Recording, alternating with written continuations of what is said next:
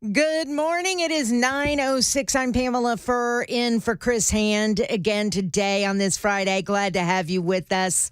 We are following the breaking news that there has been a body found in the Cumberland River. I believe it's in the area of the Nations, 61st Avenue North in the Nations area. But as Ken Weaver reported, there's no indication yet that it may be that of the missing teenager at all. So at any rate, Riley Strain. So we'll keep you posted on this story. A police spokesman, Don Aaron, is on his way to the scene, might even be there as we speak, but certainly praying for whatever family may have lost a loved one.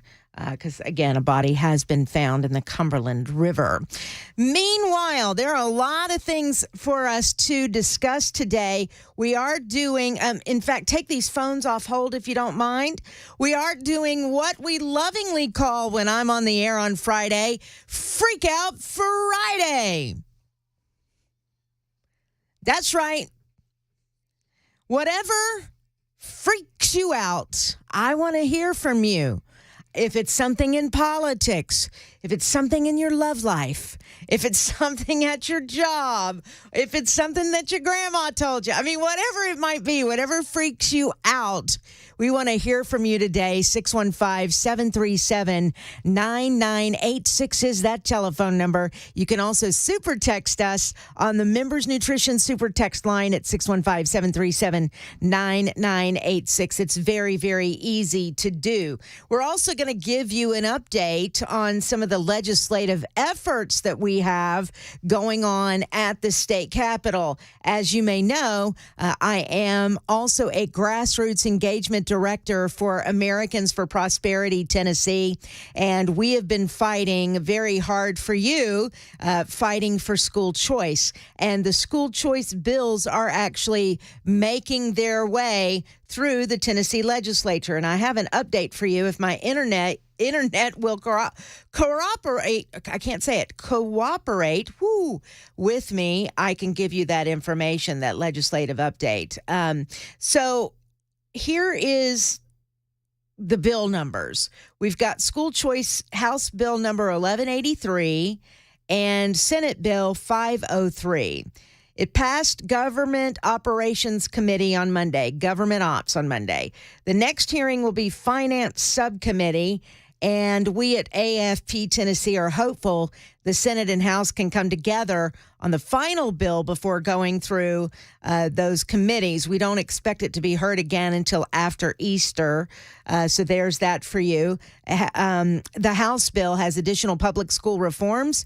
It increases to funding for infrastructure. It increases funding for teachers' insurance, flexibility of classroom hours, and reduces standardized testing. Homeschooling will not be eligible per homeschool leaders' request. In the State Bill 503, it includes public school choice within the ESA program. Some homeschool co-ops will be eligible, but both the family and the co-op would have to apply or opt in. Both versions will have $20,000 scholarships available with a prioritization for families making less than $120,000 a year. The program is then open to any Tennessee family wanting more choice for their child's education. And we, of course, call that universal access. Another bill that's making its way through the legislature is the constitutional ban on the state property tax. It passed the House last year, 81-11. We expect the Senate to vote next Thursday on this. While Tennessee does not currently have a statewide property tax, it only has a local property tax, a county property tax. It would only take one vote in the state legislature to enact a state property tax. By forever banning it, for having a constitutional ban, like we did with the state income tax, we can protect future generations of Tennessee from higher tax bills. That is what we fight for. It will need to pass by a 2/3 majority in each chamber next year before it will go to the voters on the 2026 ballot for approval. So those are the things that Americans for Prosperity Tennessee are working on your behalf for freedom. Absolutely. You know what I wish? I was thinking about this the other day. I wish in a way that they could rename that bill, which would have a constitutional ban on a state property tax. I wish they would name it after Phil Valentine, the Phil Valentine bill or something like that. And here's the reason why. Before he passed away, he actually wanted to get rid of the property tax altogether or have it for so many years and then cap it after maybe 30 years of paying property taxes. Then once you have paid your mortgage off, I mean, I can go on and on down the list. You guys remember him talking about that. I think this would be a measure that he would be behind 100%. So I don't know. Maybe I'm just missing Phil, and maybe that's why I'm being sentimental about it. But property tax was his next hurdle that he wanted to get behind and fight. And I wish he were alive today to be a part of this. So anyway, it is 9/11. That's the latest on those bills. I'll continue to update you throughout the day. I also want to invite you, let me take this moment, if you have an opportunity tomorrow morning to join us, there is a Bidenomics is Bad breakfast happening tomorrow morning in Murfreesboro at Midday Brewery. They're normally not open, at 8:30 in the morning, but they're going to open up for us. We're going to have Cracker Barrel catered in, and we'll have breakfast together. You'll see, because we'll demonstrate how prices have increased under Bidenomics, how it has hurt you and I, working people of Tennessee. We'll talk to Ozzie Nelson, who owns Midday Brewery, to hear from him directly of how Bidenomics has hurt his business. And then Todd Starnes, you know him from Fox News, you know him from Newsmax, you know him from his books, his radio shows. He'll be with us as well to talk about his new book, Twilight's Last Gleaming, Can America Be Saved? So that is tomorrow morning. In fact, I think Todd's going to join us a little later on the show, perhaps 10:05 if I'm not mistaken. So be listening for that. But if you'd like to come to tomorrow's Bidenomics is Bad breakfast, just go to AF as in Frank, P as in Pamela, TN, AFPTN.events, and you can register there. We just need you to register so I know how many biscuits to buy. All right, there you go. So 615-737-9986. It is what we call Freak Out Friday. Mason, by the way, that's all right. Mason is in the house producing today. Why are you rolling your eyes?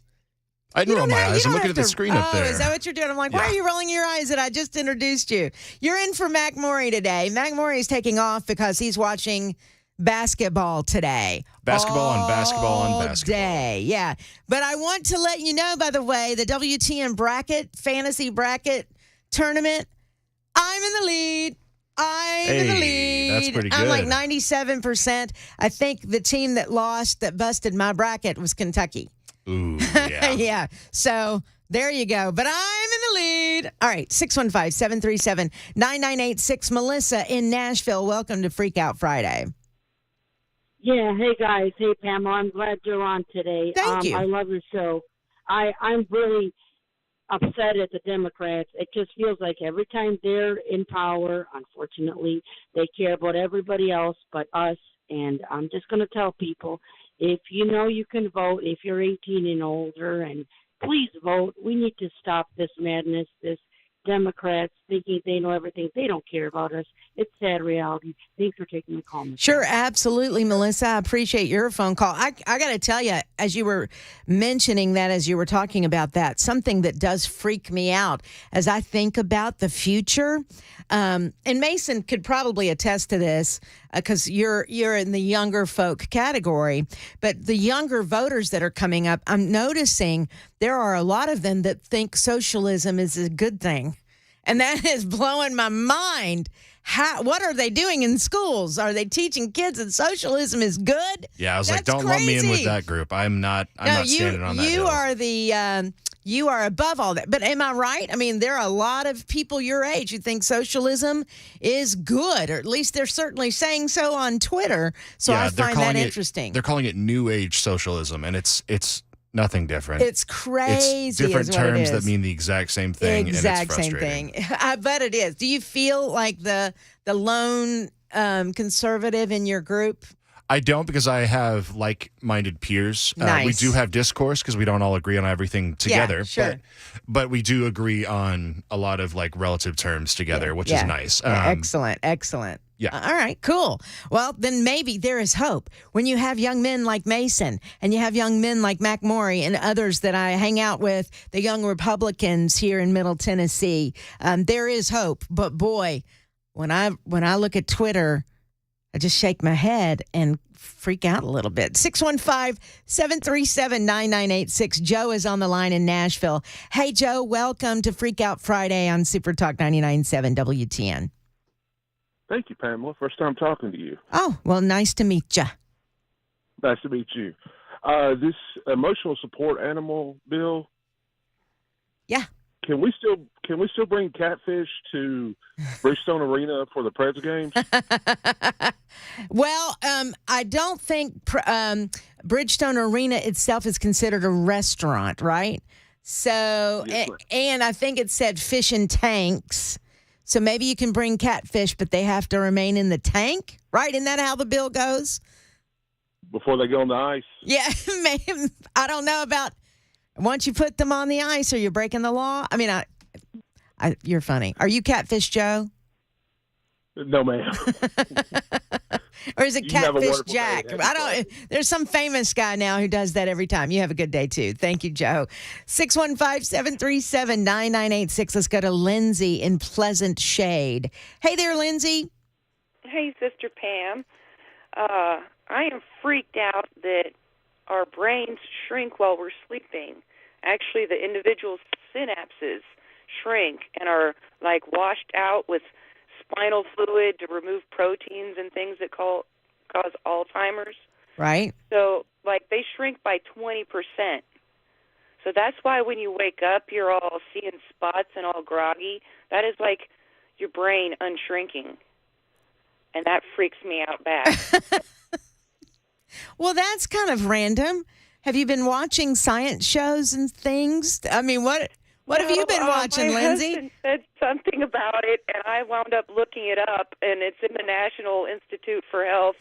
And, I'm freaked out about the state of affairs in the world and lots of things, but when I think of the term freaked out, and I believe God made my brain to do that, and it's probably a good thing, but it's kind of like spiders. Some things just freak you out, like fingernails on a chalkboard. Right. I don't like thinking when I'm seeing those spots when I wake up, my brain is unshrinking. It's unshrinking. It's coming out of its shell because it had to hibernate for a couple of hours. All right. Come around more often, my redheaded stranger. All right. Thank you, Lindsay. I appreciate it. 615-737-9986. Mason, I think that's probably true, that your brain shrinks. Because when I wake up, it's like, don't ask me questions because I can't I don't necessarily know if think. it's brain shrinking or if it's the receptors in your brain the electricity that runs through your brain to help you do motor functions starts to slow down as you age. Yeah. So I don't know if it's shrinking more as just the response time. Well, he was is just slowing talking down. about. She was just talking about sleeping overnight. Yeah. That it shrinks. And then when you wake up, it expands again, but it Again, shrinks while you're sleeping. The body Yeah. slows down while you're sleeping, so it takes a little more time for it to jump back up. I was trying to be funny, and you took it very seriously. I'm sorry. It's been a long week. So. It is 9:20. I'm Pamela Furr in for Chris Hand on Super Talk 99.7 WTN.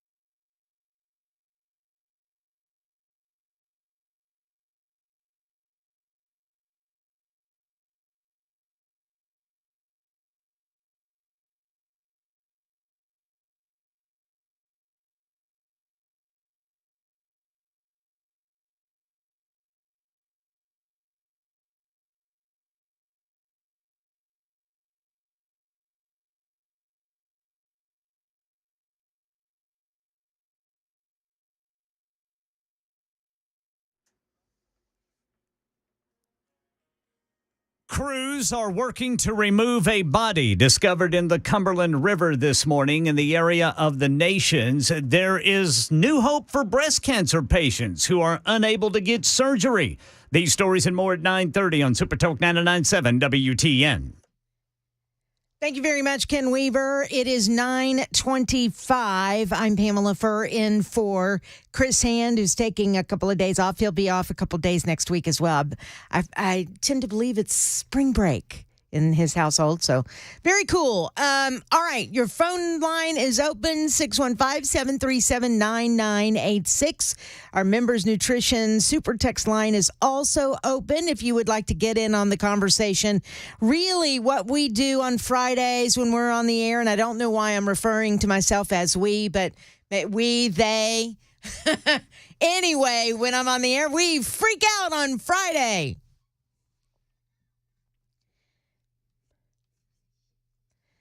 What freaks you out? What concerns you these days? And I've got a story, actually, that we'll get to at 9:35 regarding a Colorado family. A mom completely freaked out. I mean, lost her mind, freaked out, and moved into the woods to get off the grid with her son and I think her sister or a friend. And they ended up dying in the woods because they had no way to sustain themselves. They completely freaked out. So at any rate, that's coming up after 9:35. In the meantime, your phone calls. Sam, on what are you, on Briley Parkway right now? What freaks you out? Yes, Pamela Furr. What freaks me out is bracketology and getting fat at parties. That freaks you out, huh? Yeah, when you'll be at a party with bracketology, and the host will hand you some donuts. So the best way to handle that is to say no. The best way to handle that is to say no, thank you. The best way to handle that is be nice, accept it, and then go to the bathroom and throw it out. Okay, that's really gross, Sam. That's freaking me out just a little bit, but thank you for your phone call. Let's go to Karen in Lebanon. Hey, Karen. Hi, Pamela. How are you? I think I'm okay. That last call kind of freaked me out a little bit. Well, I'd like to start by saying I didn't want to like Chris Hand because I liked you and I missed you. Aw. So I'm happy to hear you on the radio the last few days. But I do like Chris Hand. My concern and what's freaking me out is I moved to Smith County from Wilson County, and I'm getting ready to move to DeKalb County. And we, in these more rural communities, we have trash collection sites instead of garbage pickup at our curb. Mm-hmm. And I went to the DeKalb County one for the first time the other day to discover that they have zero recycling. All they do is collect the garbage, which means everything that you wanted to recycle has to go in the earth, in the landfill. And I just think it's more, it doesn't bother me that much that somebody wants to bring their pet catfish to the restaurant. Right. But I'd like to see more legislation on recycling. I think if we don't become more responsible to the planet, we're just in such bigger trouble. And I think DeKalb County needs to get on board. All right. Well, here's my question, Karen. What do you do? Do you have a job or do you get involved in community things? Because I would suggest, and this is what I do for a living now. So you can probably feel this coming. You should get involved in DeKalb County politics. You should get involved, or at least show up like at city hall meetings or county meetings, and suggest that they do some sort of recycling. A very good idea. I will do that. I do volunteer at Smith County Humane now, and nice. Probably will continue to do that. Nice. And I've done volunteer work for the Cumberland Cleanup Community. Yes, Committee. ma'am. Mm-hmm. And, so good idea. I'll try to get more involved in what that county does at their city council meetings and things. And good to hear you. Have a fabulous weekend. Thank you, Karen. And if I can help you any way in finding out that information, you let me know. You can always find me at PFURR at AFPHQ.org, or just, find me on socials. You know how to find me, Karen. You know what? I'll find you, girl. Find me and I will hook you up. All right. Thank you, Karen. I appreciate your time. We have some other phone calls to get to here in just a moment on Freak Out Friday, but right now it's time for news on Super Talk 99.7 WTN.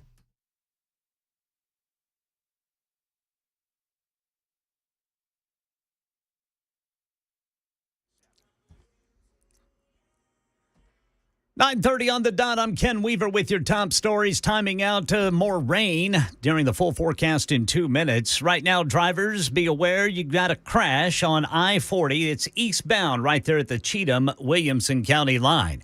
And we are monitoring reports of a body found in the Cumberland River in West Nashville. There is a large first responders presence in the area of 61st Avenue North. That's right around the Nations.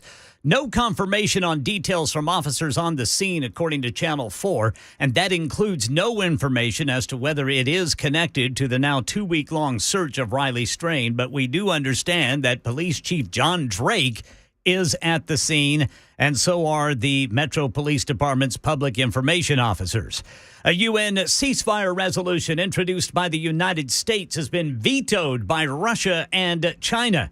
And here in this country, there's new hope for breast cancer patients unable to get surgery, and a study from Memorial Sloan Kettering Cancer Center is called cryoablation. It's a method that is used in medicine to freeze or kill abnormal or cancerous cells. It's a procedure done by interventional radiologists.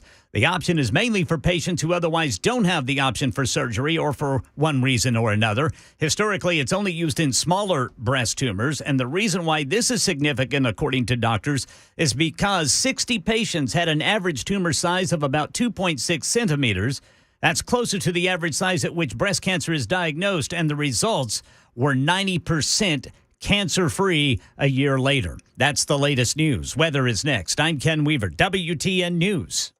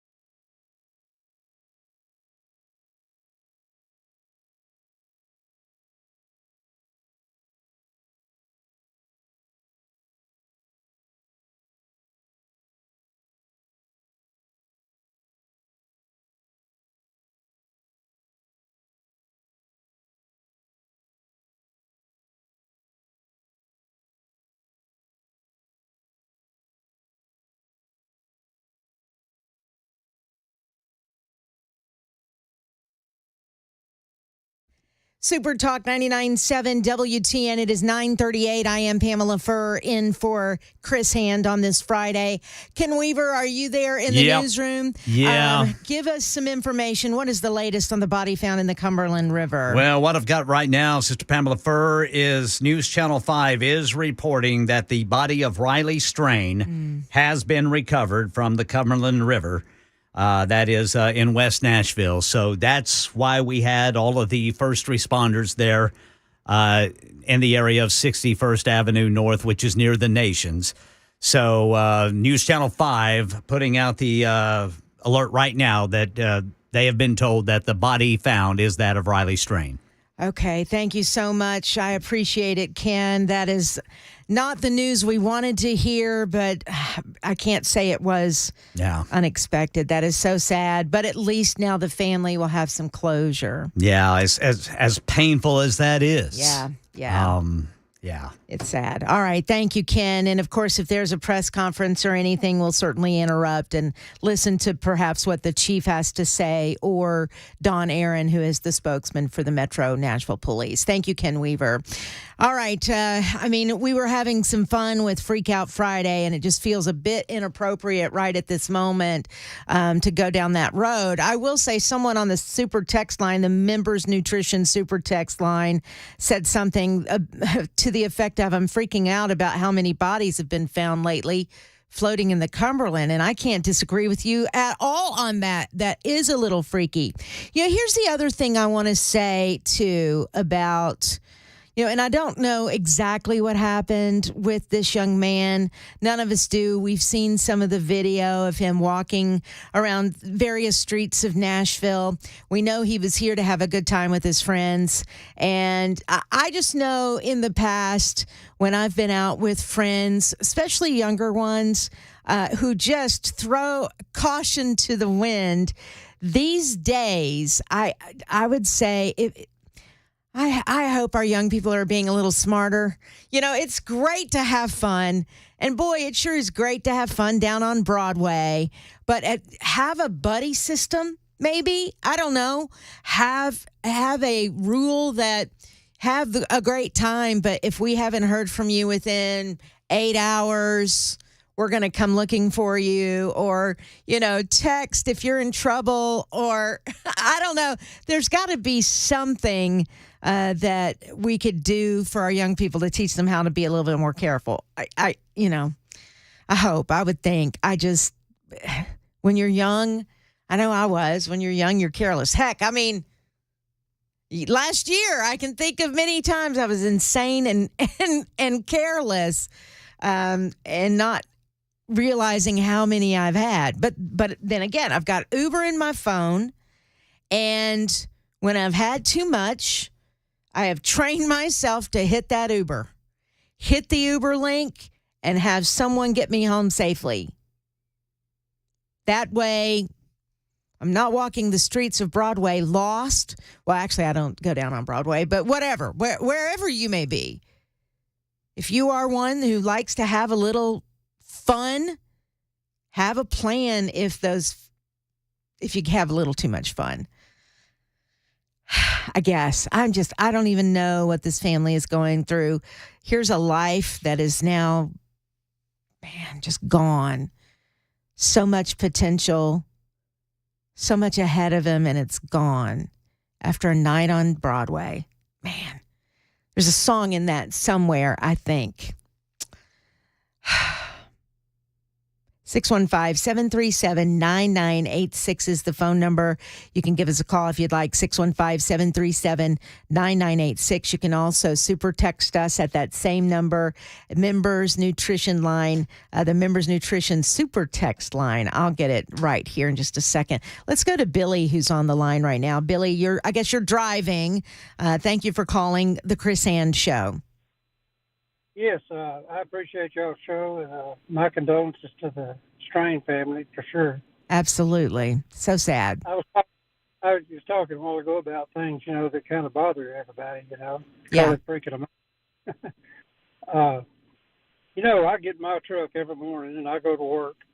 I work all day. I work sometimes 10 hours a day, sometimes 12, sometimes 8. and I pay a lot of taxes.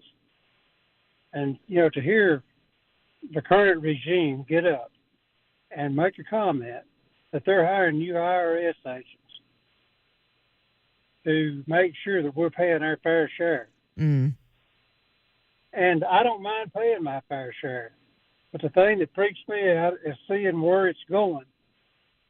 It's like, you pay in all these taxes and then you see where it's going. It's not going for the betterment of anything, really. It's going for illegal aliens. It's going for wars being fought overseas. Yeah, Billy, I heard somebody say this morning, in fact, it was on Dan Mandis's show, that the government is spending millions of dollars to send Egyptians to school. In Egypt, not here in America, in Egypt. Why are we even involved in that? Why are we spending our money for that? Doesn't make any sense, does it, Billy? No, it don't. And that's one of my biggest peeves. I'll be 68 this year. I'm still working full time. Mm-hmm. My wife's older than I am. I ain't gonna mention how old she is. I won't be able to work. But it's just awful. You know? Yeah. Thank you, Billy, for your phone call. I appreciate it today, Billy. Be careful as you're driving. Thank you for working, and hopefully come November, things will at least get a little better. 615-737-9986. Let's go to Andrew, who's on the road right now. Hey, Andrew. Hey, Pamela. Yeah, I wanted to comment about the Riley Strange. I'm glad they found him, and that's where, everybody suspected that he was. But, if I was one of his friends, I would feel a lot of burden because, that's, you go out as friends and you're supposed to have each other's back. You're supposed to be with them linked up at arms, especially, at that age, that's their game plan, most likely to go out and get hammered. But I've got a little story. So I was in the Navy. We went to Bahrain, and they told us, don't go to this place, the Jungle Room, and that's where me and my friend went. Yeah. We got catered to these flaming Lamborghinis, which was like 6 shots, and they set it on fire, and you got to drink it. Mm-hmm. Both of us got obliterated, passed out on the bar, and then we made our way into the bathroom. I woke up hours later, and my friend was gone. I had no idea where he went. I said, "Where's the other American?" And they said, "We kicked him out." And I felt a burden, that, we're at a place we're not supposed to be. We're supposed to be back on our ship, and I don't know where my friend is. Later on, I found him in a hotel room, but I felt that burden, just like probably his friends do. Yeah. And did you ever do it again? No, I found out I'm hypoglycemic, and I shouldn't be drinking at all. Gotcha. Okay. So you learned your lesson even from that. Andrew, thank you for the call. Yeah, I mean, as we're saying prayers, say prayers for his friends as well, who are probably feeling it right now as well. Yeah. But again, closure is a good thing too. So now they have closure in this situation, but boy, it's very sad. Ben in Murfreesboro, welcome to the Chris Hand Show on WTN. Hey, Pamela, Madam Furr, you're doing a wonderful job. Thank you, sir. What the last guy was saying was something I was fixing to start with about his so-called brothers in the fraternity. Mm-hmm. But, what about the bar? We're a tourist town. We're inviting people to come from everywhere and have fun in our town. And if you get a little drunk in the bar, we're going to throw you out in the street like it was Dodge City and throw your hat out after you and tell you to never come back. We got to have some kind of method to handle that. We can't let this happen again. Yeah. Ben, thank you very much for your phone call. I remember, and this has probably been 10 years ago or so, I was with a friend who had way too much. Now, I'd had one or two. She had way too much. And she started doing things in that bar that was about to get her thrown out. In fact, the bouncers were like, "Okay, you have to go. You've had too much. You've got to go." She actually started taking her clothes off. I'm just going to be honest with you. She started ripping her shirt off. Bouncers were like, "No, you've got to go." And so my answer to that was, "Okay, we're going to sit in the corner and we're going to get her some water, aren't we? Nope, she's got to get out of the bar. So I said again, no, I'm not drunk. We're going to sit in the corner and get her some water before we leave.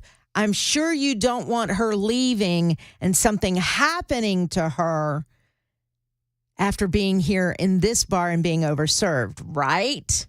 And so they allowed us to actually sit in the corner of the bar, and I was feeding her lots of water so she could calm down. And then we left, got an Uber, went back to where we needed to be. She sobered up and got home safely.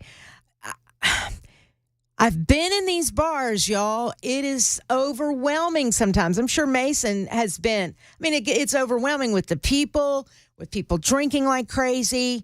I don't know.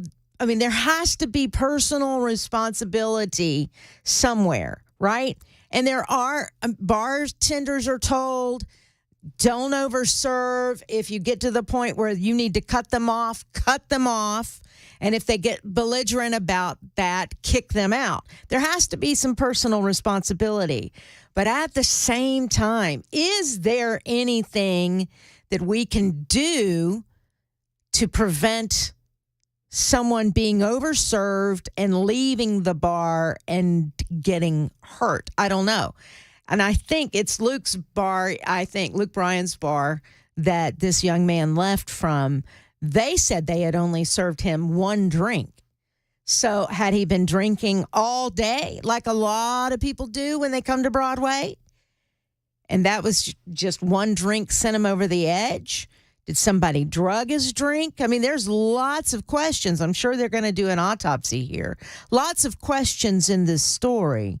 And lots of prayers need to be said right now for his family, for his friends, and anybody involved in this situation. If you haven't heard, the Metro Nashville Police say the body of Riley Strain was recovered from the Cumberland River in West Nashville this morning, approximately 8 miles from downtown. They do not believe foul play related trauma was observed on his body or anything like that. An autopsy, of course, is pending. We'll get more information from Ken Weaver coming up, so stick around. I'm Pamela Furr in for Chris Hand on Super Talk 99.7 WTN.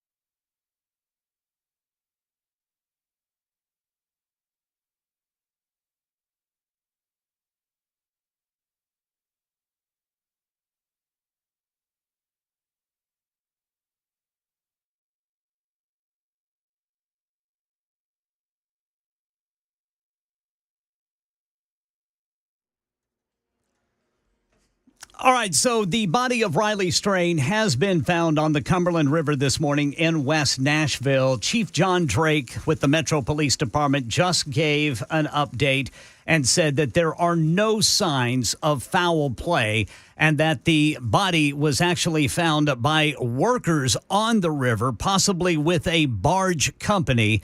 They found the body of Riley Strain, and he has stopped taking questions now. He didn't say anything, any details we're not going to get any more details until after an autopsy is performed. And I'll be able to let you hear some of the chief's comments coming up during the news at 10 on Super Talk 99.7 WTN. Thank you very much, Ken Weaver. It is sad news, of course, this morning. But again, I say at least now the family has closure. 615-737-9986 is the telephone number if you'd like to comment today. I encourage you just 100% if you're not driving, maybe close your eyes and just say a little prayer for the family and say a little prayer for his friends as well, who now are dealing with the reality that Riley Strain is not going to come home. Again, 615-737-9986. Let's go to Jeff in Tullahoma. Hello, Jeff. Hey, how you doing? I'm great. How are you? I'm doing great. And prayers to that family and their friends. Yes. Absolutely. Yep.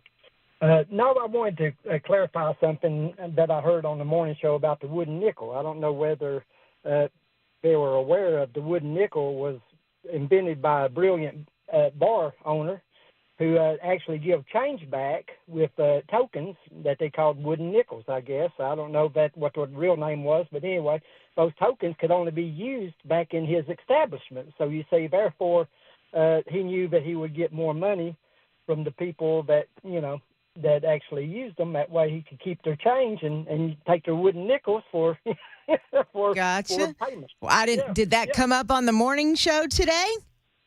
Not today, but it was a few days back, or maybe, I don't know, it might be as much as 4 or 5 days ago. Oh, okay.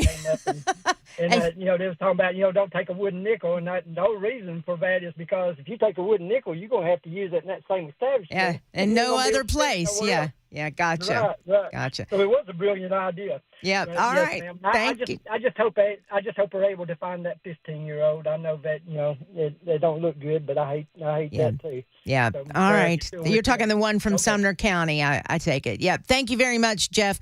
Coming up in just a few minutes after the news at 10:05 or so, Todd Starnes will join us to talk about his new book, Twilight's Last Gleaming, and his appearance in Murfreesboro tomorrow. Stick around for that on Super Talk 99.7 WTN.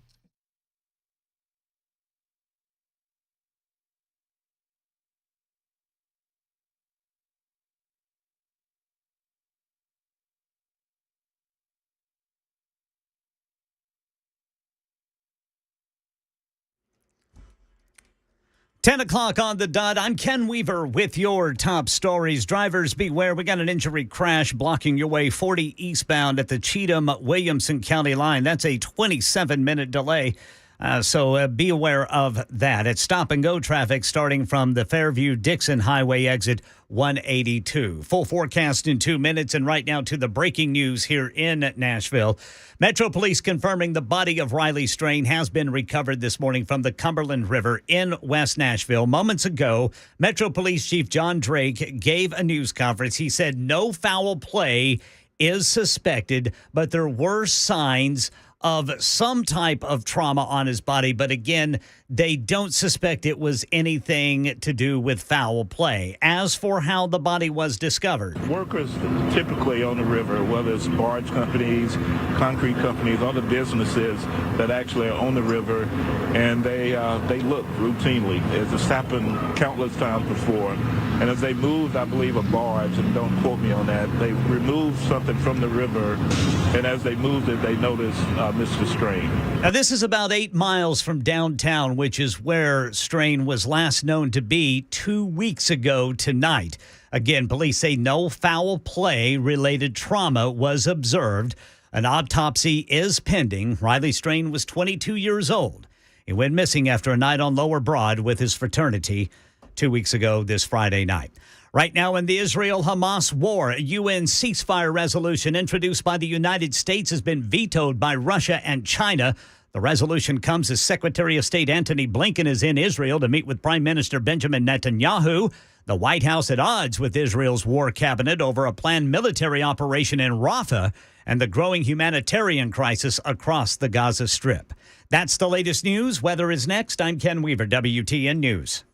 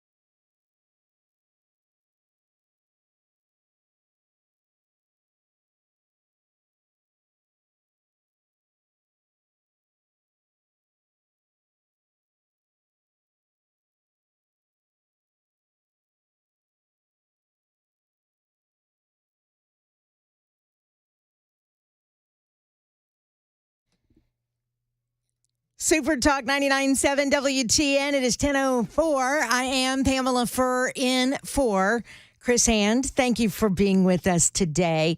Of course, you've heard the breaking news that the body of Riley Strain has been found in the Cumberland River. So our sympathies, our hearts, our prayers, all of that go out to the family and to his friends. But there is closure now in the situation. Ken Weaver will keep you updated on this story throughout the morning. In the meantime, on the line with us right now, he's a friend. He's a former boss because I used to do newscasts for him for his radio station in Memphis. And he's going to be my special guest tomorrow at our Bidenomics is Bad breakfast in Murfreesboro at Midday Brewery at 8:30. Why? Well, because he's got a new book out. Todd Starnes, welcome to WTN. How are you, my friend? Pamela Furr, the queen of talk radio. Yeah. What an honor, Your Majesty. Fun. How are you doing? Now, you're on a book tour. Yeah, so it's been a lot of fun. We have literally been all over the country and heading back out to California next week. California, Phoenix, and Wichita. Wow. Next week on the agenda. So, and then tonight, driving up to Nashville from Memphis, which is our HQ, and going to be doing the Huckabee Show. We're doing the TV taping tonight. And then tomorrow, I am ready for biscuits and gravy. Absolutely. We got to have him for Todd Starnes tomorrow. Yeah, it's a Bidenomics is Bad breakfast. And I figured the theme of your book would fit right along with the theme of tomorrow. Todd, under Bidenomics, this country has suffered greatly. Don't you agree? Well, the country has suffered, and one of the demographics that's been incredibly hit hard would be Generation Zers. And I know that a lot of Gen Xers are out there, and they love to poke fun at Gen Z. But the reality is their generation has been hit massively hard. And when you look at, paying back student loans, trying to get a job, trying to get that first house, trying to start families. It's incredibly difficult for these kids. And the blame is placed squarely on the policies of Joe Biden and his administration, which is why I suspect, Pamela, we're going to see a groundswell of younger voters casting a ballot for a Republican candidate in the fall elections. Yeah, I really hope so. I was speaking a little earlier. It terrifies me to think there are a lot of young people who believe socialism is a good thing. They're being, I would say, brainwashed on social media to think that is the case. But when they do exactly what you just said, when they look at trying to buy their first home or get their first job or try to start a family or whatever, the reality hits them that Bidenomics, or the type of socialism that people under Joe Biden or Democrats believe in, is very painful and makes reality of those things that everybody should dream of. Well, the American dream, it makes that a nightmare instead of a dream. Well, the reason I wrote the book, and there are a couple of reasons. Number one, we've got to mobilize, and I think people need to understand, and the title of the book, Twilight's Last Gleaming, Can America Be Saved? Well, yeah, I think America can be saved if all of us get off our hindquarters and we get out there and we vote and we engage the culture.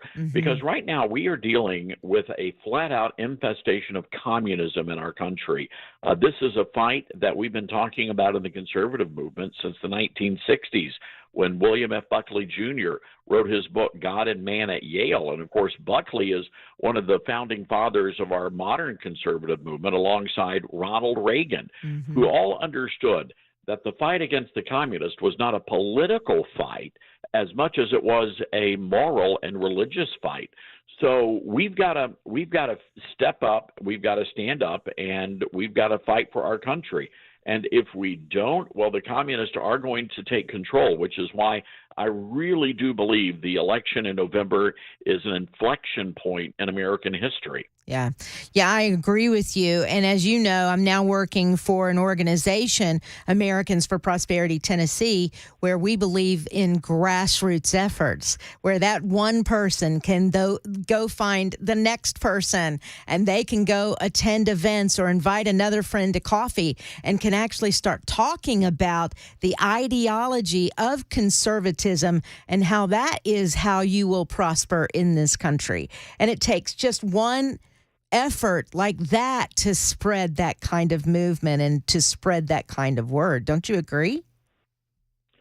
I do, and I wanted to put all of the evidence that demands a verdict in the book. So when people are talking about, for example, the radicalization of our public school classrooms, we have the evidence there. So you can take it and you can say, okay, well, here are some of the big issues, very well documented. We have notes out the wazoo, and we wanted for people to have a playbook for beating back the communists. And Pamela, we also wanted to have some fun in this book. Yeah. There's a lot of humor. The book came out Tuesday, and the early responses are, I have not laughed so hard, because we do like to poke fun at the soy boys and the Mexican Manchu wearing crowd. Nice. Well, is there a favorite story or anecdote that you share when you talk about your book? And I might be taking away from what you might share tomorrow at our Bidenomics' Bad Breakfast, but is there something that you want to share right now that you find the funniest? So one of the things I try to do, I try to take these left-wing lunatic policies and say, okay, what happens if this becomes the law of the land? What would that actually look like in practice? Yeah. And so I've got this great chapter. It's a fake Associated Press news story set in the year 2050 in Philadelphia, where the first trans-species swimmer has been invited to swim in the Ivy League swimming championships, a dolphin who identifies as a human who goes by the name Flipper. And people are stunned when the dolphin actually destroys every known human swimming record in history, until an unfortunate incident when Flipper exposed his blowhole in the locker room. So we oh my gosh. It gets worse, but I can't share the rest of that on radio. Oh my goodness! So you go there. Apparently, you go there. Oh, all right, yeah. that's hilarious. Now I'm definitely going to have to get a copy of that book. It is called Twilight's Last Gleaming: Can America Be Saved by Todd Starnes. If you want to get a copy of that book, you got to come to the Bidenomics' Bad Breakfast tomorrow in Murfreesboro. Just go to afptn.events, afptn.events, and you can register there so we know how many biscuits and gravy to get for you. All right, now, Todd, let me ask you some other questions. You live in Memphis. My first question is why? I mean, holy smokes. And then what they did to young Kyle Rittenhouse, 2 days ago is crazy. Talk about that a little bit. So I get this question a lot. Why in the world at Memphis? Well, it's very simple. Memphis is my hometown. Yeah. I was born and raised here and moved back home, bought the radio station, and we turned it into a news talk station, and an award-winning news talk station, thanks to our awesome staff here.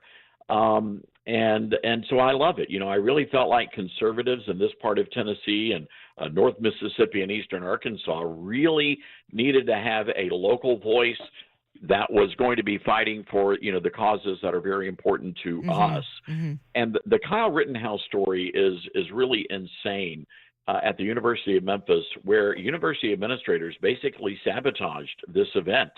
And they had something like 22,000 tickets. I mean, it was just a wild number of tickets that were scooped up for the event. Oh, no kidding. The university, thousands.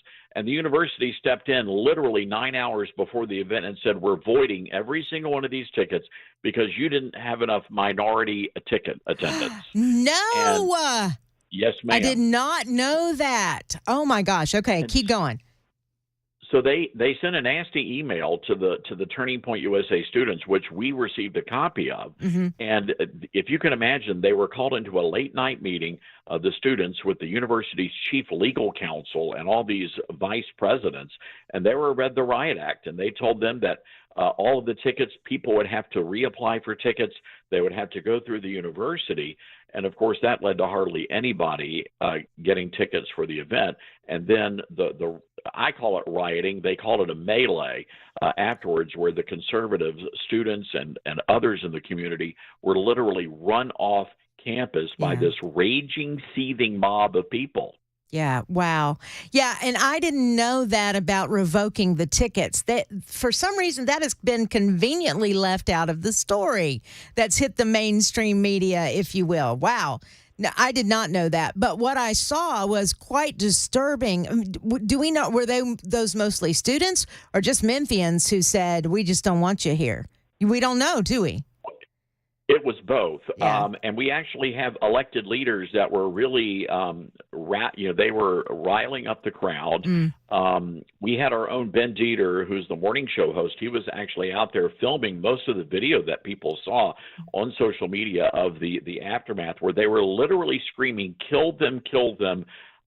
They were able to ambush the TPUSA field rep, and they were shouting, get her, get her. Wow. Fortunately, Pamela, the TPUSA people are always in very good athletic shape, and the protesters a little on the porky side, so they were able to outrun them. But literally had to run away from them. Wow. Literally had to run for their lives. Wow. And we have it all on video. Wow. And this is happening in Tennessee. That's what's so mind-blowing. Now, I have to be honest with you. At first, my question was, why on earth would Kyle Rittenhouse and the TPUSA people pick Memphis, of all places, to have this kind of rally? But I didn't know. Again, you said, 2,200 tickets had been swooped up. People did want to hear from him. Conservative people in the Memphis area, I guess, wanted to hear from him. Conservative students wanted to hear from him, but that wasn't allowed to happen. That to me is a little eye-opening. But it's happening right here in Tennessee, where voices are being drowned out. Conservative voices are being drowned out. Or this young man who just wants to tell his story of what happened to him, it's being drowned out.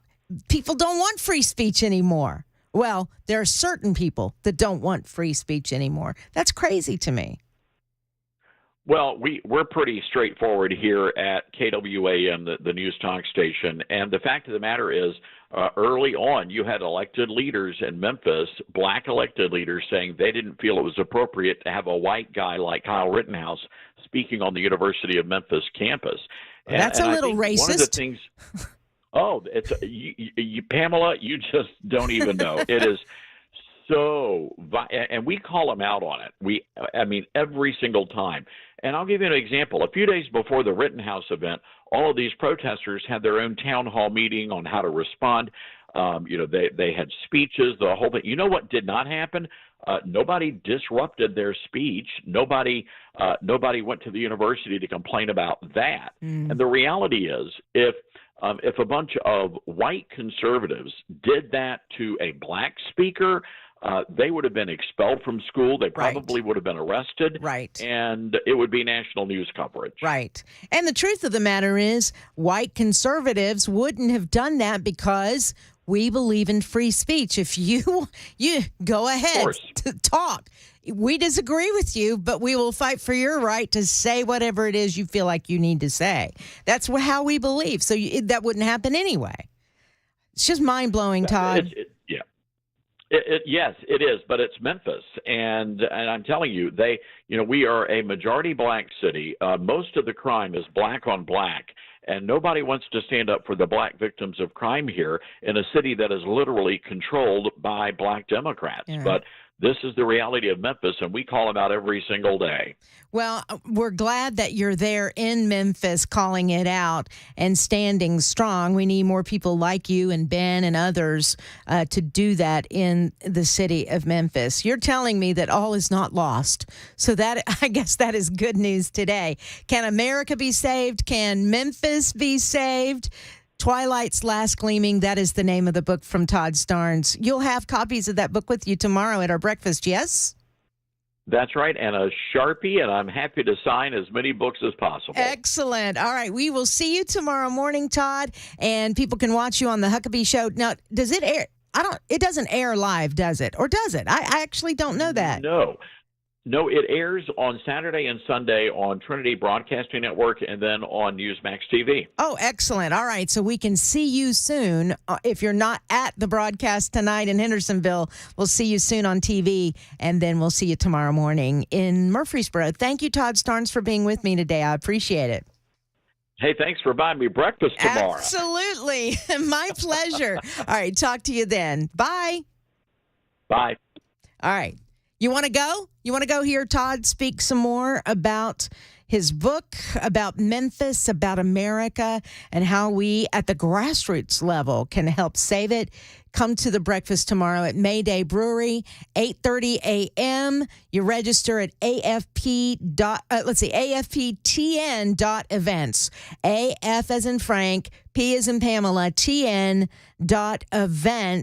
We'll feed you breakfast for free, and then we'll talk about how we can save America. Bidenomics is bad, bad, bad for America, but I believe that we can save it.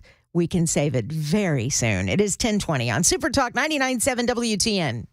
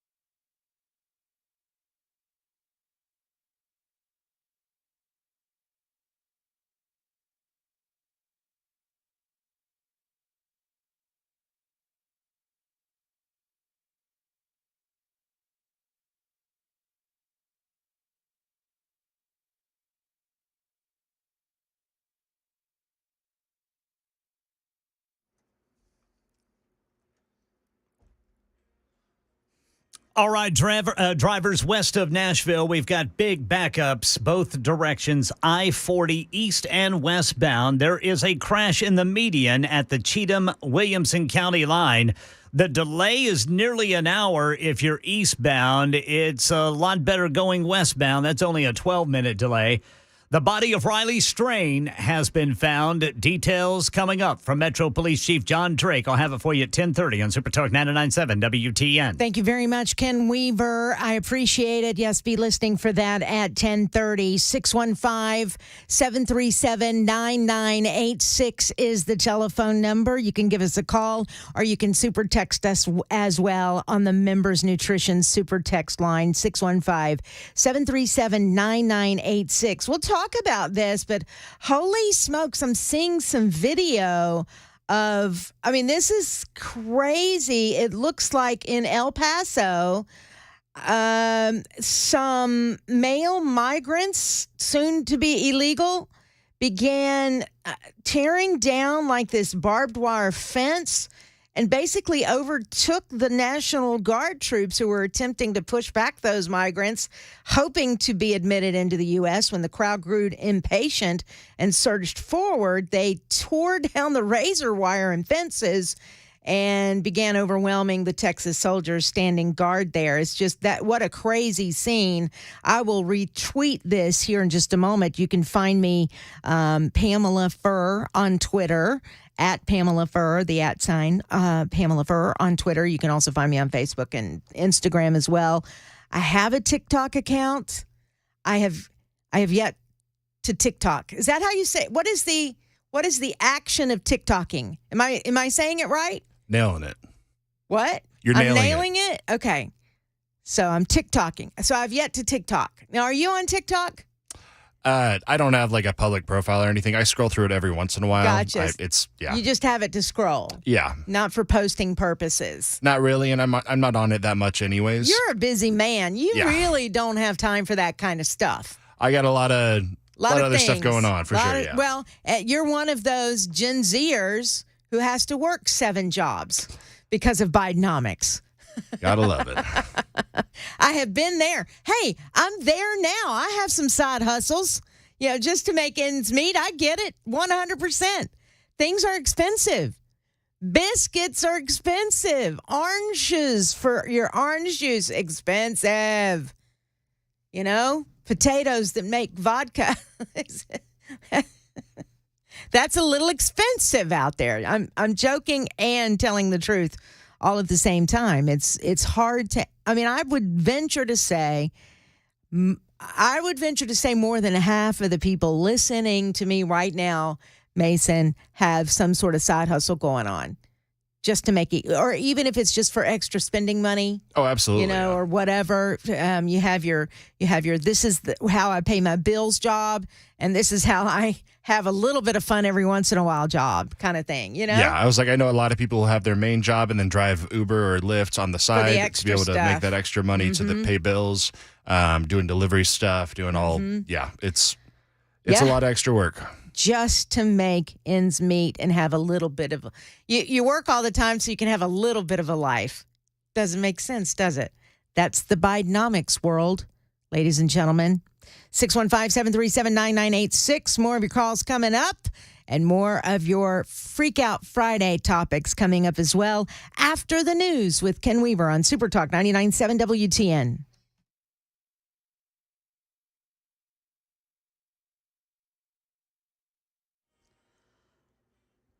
I'm Ken Weaver with your top stories. We are timing out the rain for the rest of the weekend, coming up during the full forecast in 2 minutes. And right now in Nashville, Metro Police confirm the body of Riley Strain has been recovered from the Cumberland River in West Nashville this morning. This is Chief John Drake. The family's been notified. There will be an autopsy more than likely sometime today. And we'll have a little bit further from that point. Yeah, police say no foul play-related trauma was observed. This is about 8 miles from downtown, which is where he was last known to be 2 weeks ago tonight. The chief saying some barge workers discovered his body in the river this morning near the Nations along 61st Avenue North. In our nation's capital, lawmakers in the House of Representatives are debating a $1.2 trillion spending package aimed at preventing a partial government shutdown. Congress has until midnight to pass the 6 bills and keep the government fully operational. That's the latest news. Weather is next. I'm Ken Weaver, WTN News.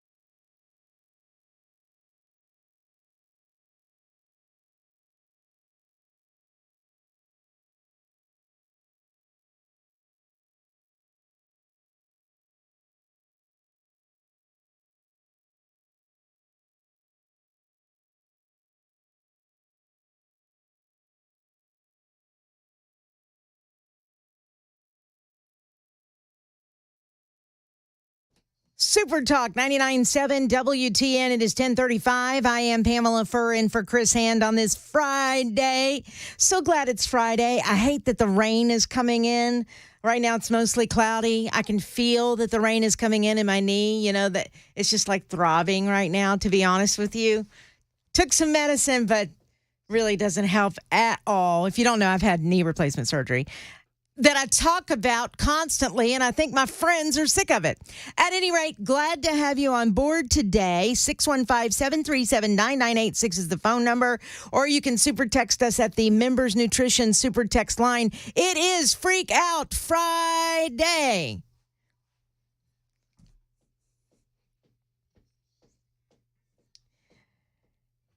I admitted 100% I stole this theme from Des Dickerson when he was doing some fill-in for WTN, and I loved it so much. So I want to give credit where credit is due, because we all freak out about something, don't we? I'd like to hear from you. What is it that you're freaking out about today? 615-737-9986. We've got Steve on the line. Hello, Steve. Welcome to WTN. Hey, Pamela. I was just freaking out at the social media viral sensation of your speech on Wednesday on the Capitol steps on the sunniest day of the year. Congratulations. Oh, yeah? You're a rock star. Yeah, that was you. Wait, I mean, it's gone viral? I didn't know that. Oh, yeah. It's everywhere. There was a gal who flipped over a table, broke a glass jar, decided to protest, tried to tell everybody that Jesus isn't white. It was a crazy event. I don't remember a table being turned over, but I do remember a glass being broken. Was that table turned over?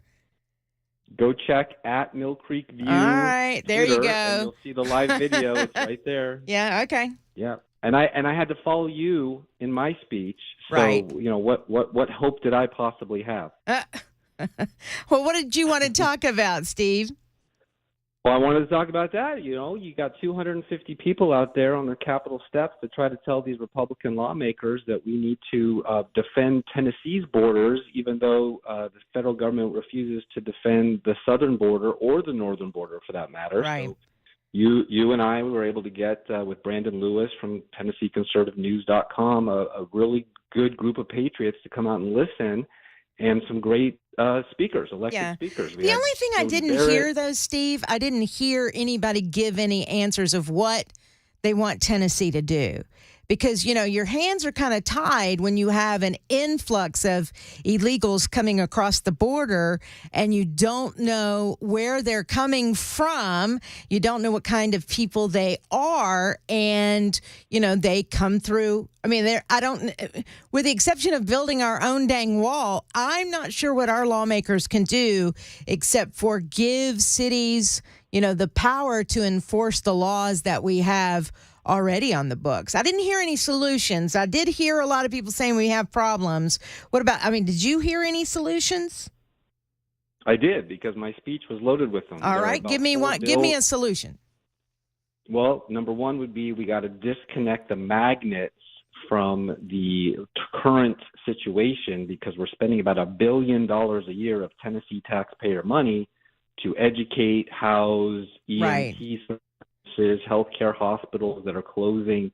So we need to disincentivize people to want to come to Tennessee illegally to get those jobs. That's number one. There are about four bills. Well, hold on. On that one, I would say, as far as educating illegals, that's a federal mandate that we have to do. So, that would take Tennessee saying no to the federal government. We're not going to educate them anymore. And, that's one way to do it. Well, you're halfway there. Because it's the federal funds that would be used for it, as opposed to our current situation where we're using taxpayer money from our sales tax. So we don't have an income tax here. Sure. So that would be Number two, all of funds. I would say, hold on, Steve. Hold on. I would also say that all the federal funds are taxpayer money. All government money is taxpayer money for sure. All right, go ahead. I'm sorry.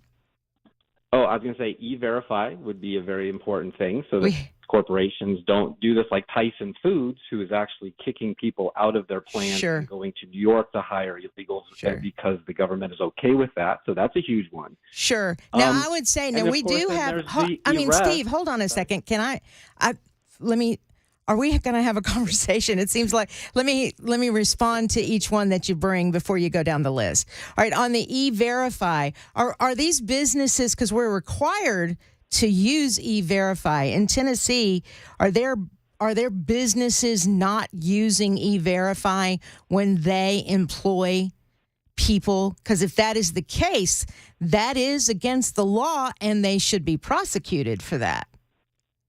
There are 400 corporations that are part of the Tent Foundation that have verifiably said that they will hire undocumented immigrants to the extent of going to New York City to hire them and bring them to here. Tyson Foods, owned by China, is one of the names that you'd think of. Amazon, a long list. 400 is quite a bit. Sure. Most of the S&P 500 that said, sure, we'll E-Verify, but when we verify that they're illegal, we'll still hire them. We'll hire them anyway. Look at it. Well, it's about $45 a day, which is about $3.50 an hour. So they're undercutting American jobs, which is terrible. So the fact of E-Verify, I would use it in a different manner. I would say if you're E-Verified, you can't work in Tennessee. Let Illinois and Chicago deal with it, not us. Sure. And penalize even the corporations if they are doing that in Tennessee. If your Amazon warehouses are employing illegals even after E-Verify, then they have to be penalized. They have to be penalized for that. Right? Exactly right. So I'm assuming that that's not I'm assuming that you guys have found evidence that that's not happening here in Tennessee.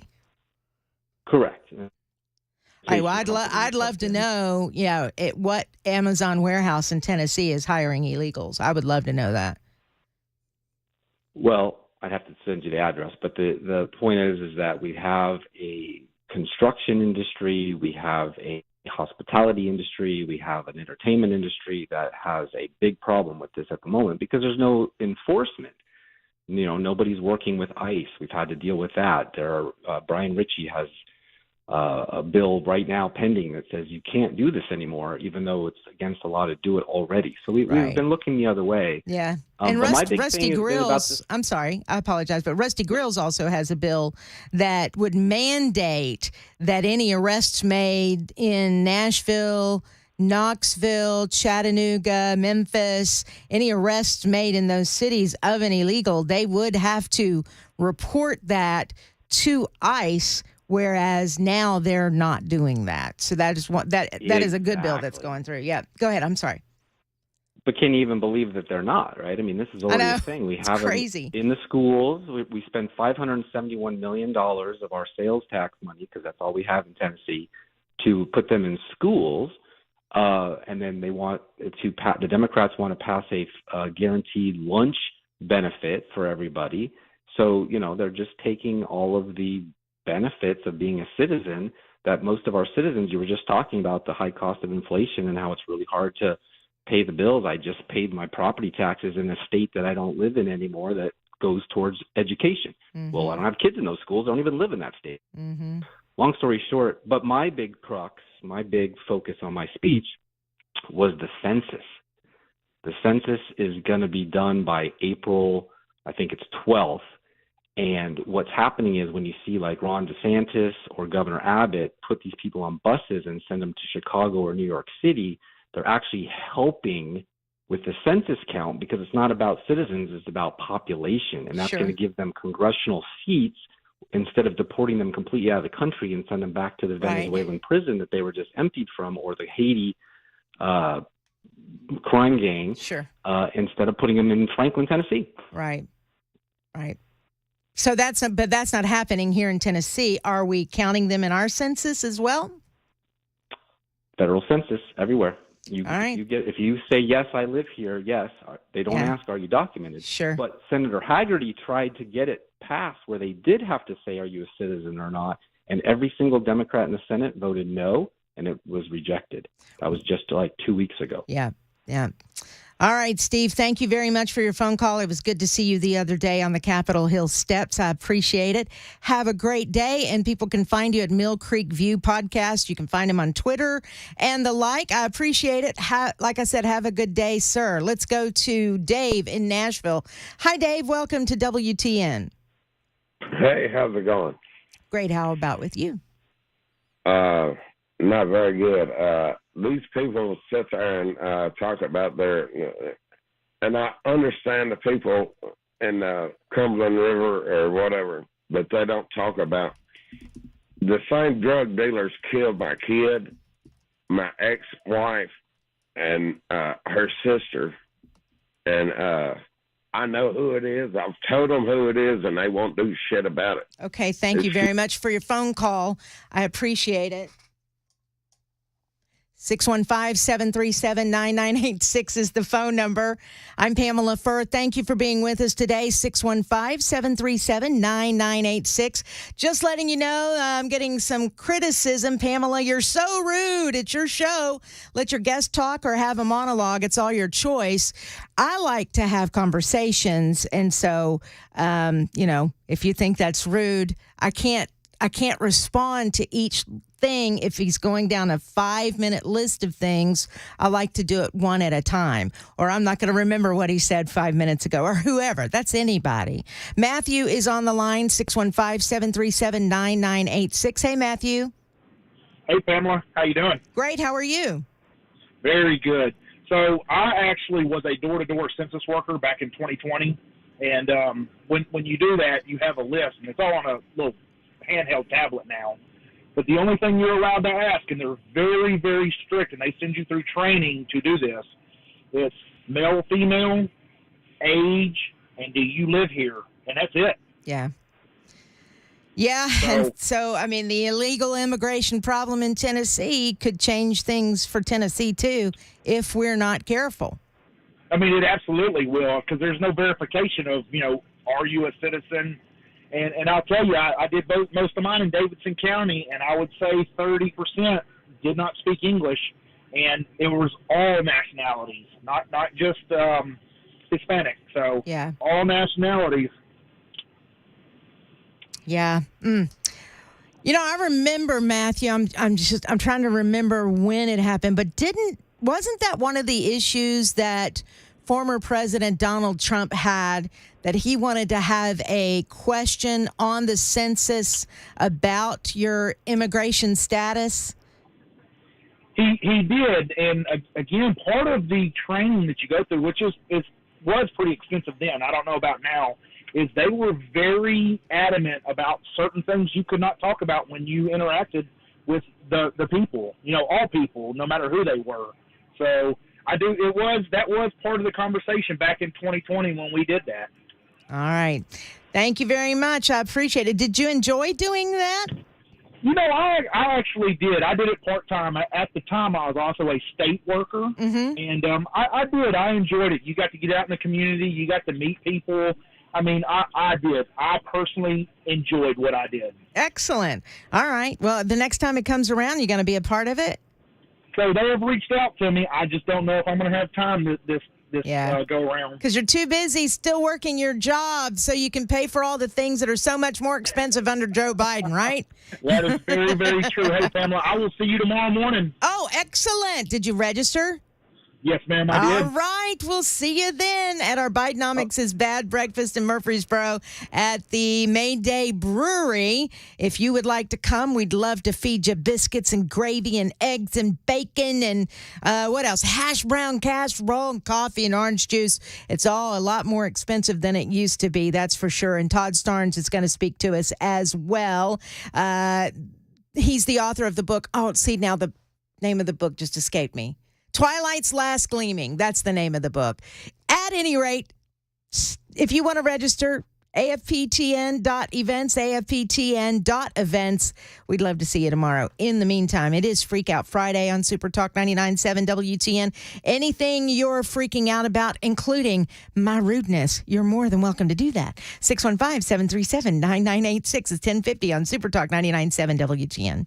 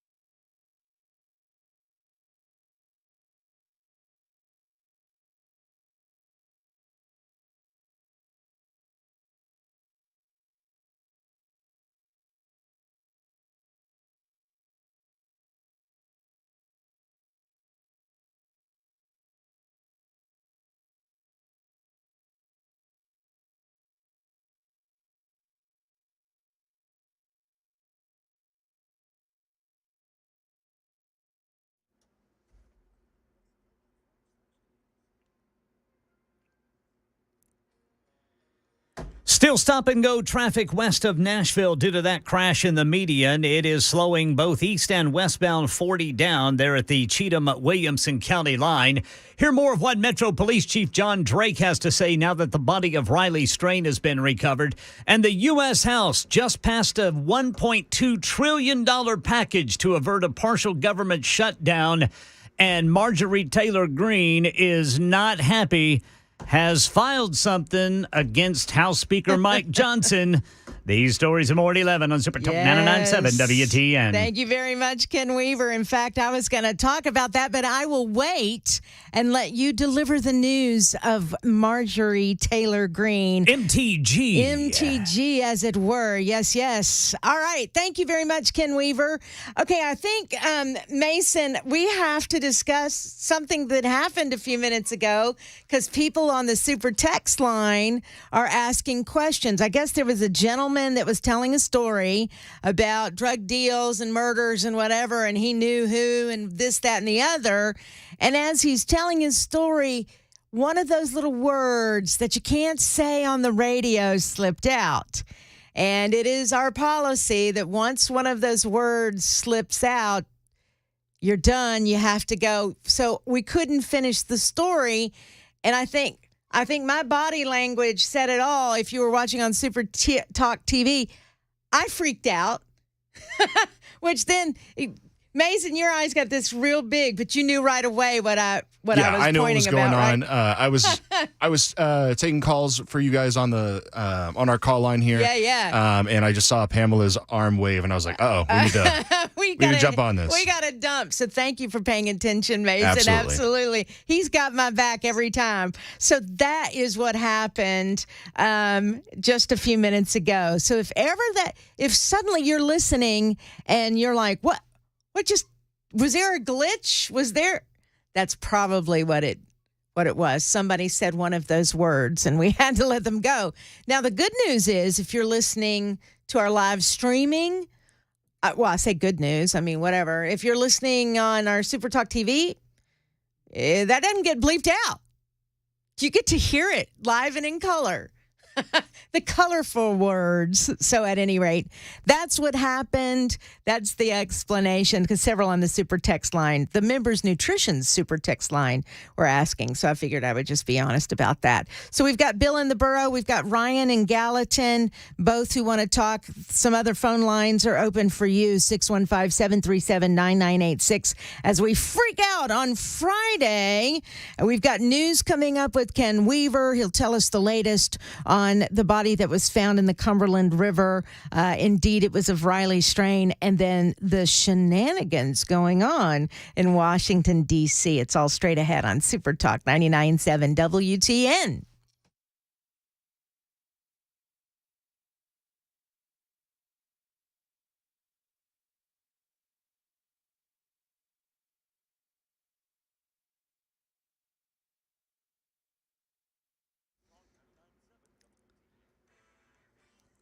Eleven o'clock on the dot this Friday morning. I'm Ken Weaver with your top stories. We'll time out the rain for the rest of the weekend during the full forecast in 2 minutes. Right now in Nashville, Metro Police confirming the body of Riley Strain has been recovered. 2 weeks to the day he went missing after a night out with his fraternity in downtown Nashville. Strain's body located by barge workers in the Cumberland River, 8 miles west of his last known location. Chief John Drake telling reporters at the scene there is no foul play-related trauma on the remains. It appears the 22-year-old accidentally fell into the river. There's no other evidence that suggests anything other than we have reports that normally under these circumstances with his height and weight that he could have surfaced between 14 and 20 days. This is the 14th day, so we were really expecting anytime soon to find him. An autopsy is expected as soon as later today. Right now in our nation's capital, the U.S. House has passed a $1.2 trillion package of bills to keep the government from partially shutting down tonight at midnight. Now, it has to go through the Senate and then be signed up by the president in order to meet that deadline. Already, we're seeing some House members on the Republican side not happy with Speaker Mike Johnson allowing this to happen. Marjorie Taylor Greene of Georgia filing papers to oust Mike Johnson, but stopping short of calling for a vote. Passengers on board that Alaska Airlines flight that had the door plug blow out in flight, receiving letters from the FBI alerting them they are victims. In a letter shared with ABC News, the FBI now alerting passengers on Alaska Flight 1282 that they are possible victims of a crime. The letter saying the case is currently under investigation by the FBI and that a criminal investigation can be a lengthy undertaking. The focus of the investigation is on Boeing. That's the latest news. Weather is next. I'm Ken Weaver, WTN News.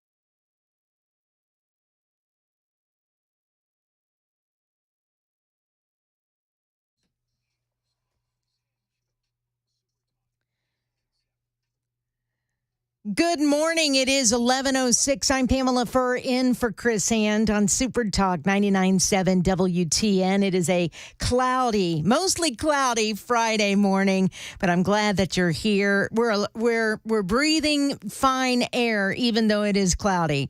We're going to get some much needed rain, I'm sure, and then spring is here, so we're going to have warmer days, longer nights. It's a good thing. 615-737-9986 is our telephone number. You can also super text us on the Members Nutrition Super Text line. That same phone number, 615-737-9986. Producer Mason is in the house, and he tells me that folks are wanting information on how to go to this Bidenomics is Bad breakfast, and you can do so by registering at afptn.events. afptn.events. It's going to be at Midday Brewery in Murfreesboro at 8:30 tomorrow morning. Breakfast is free. We're providing it for you. And it'll be from Cracker Barrel. There's a free plug for delicious Cracker Barrel. Yum, yum, yum.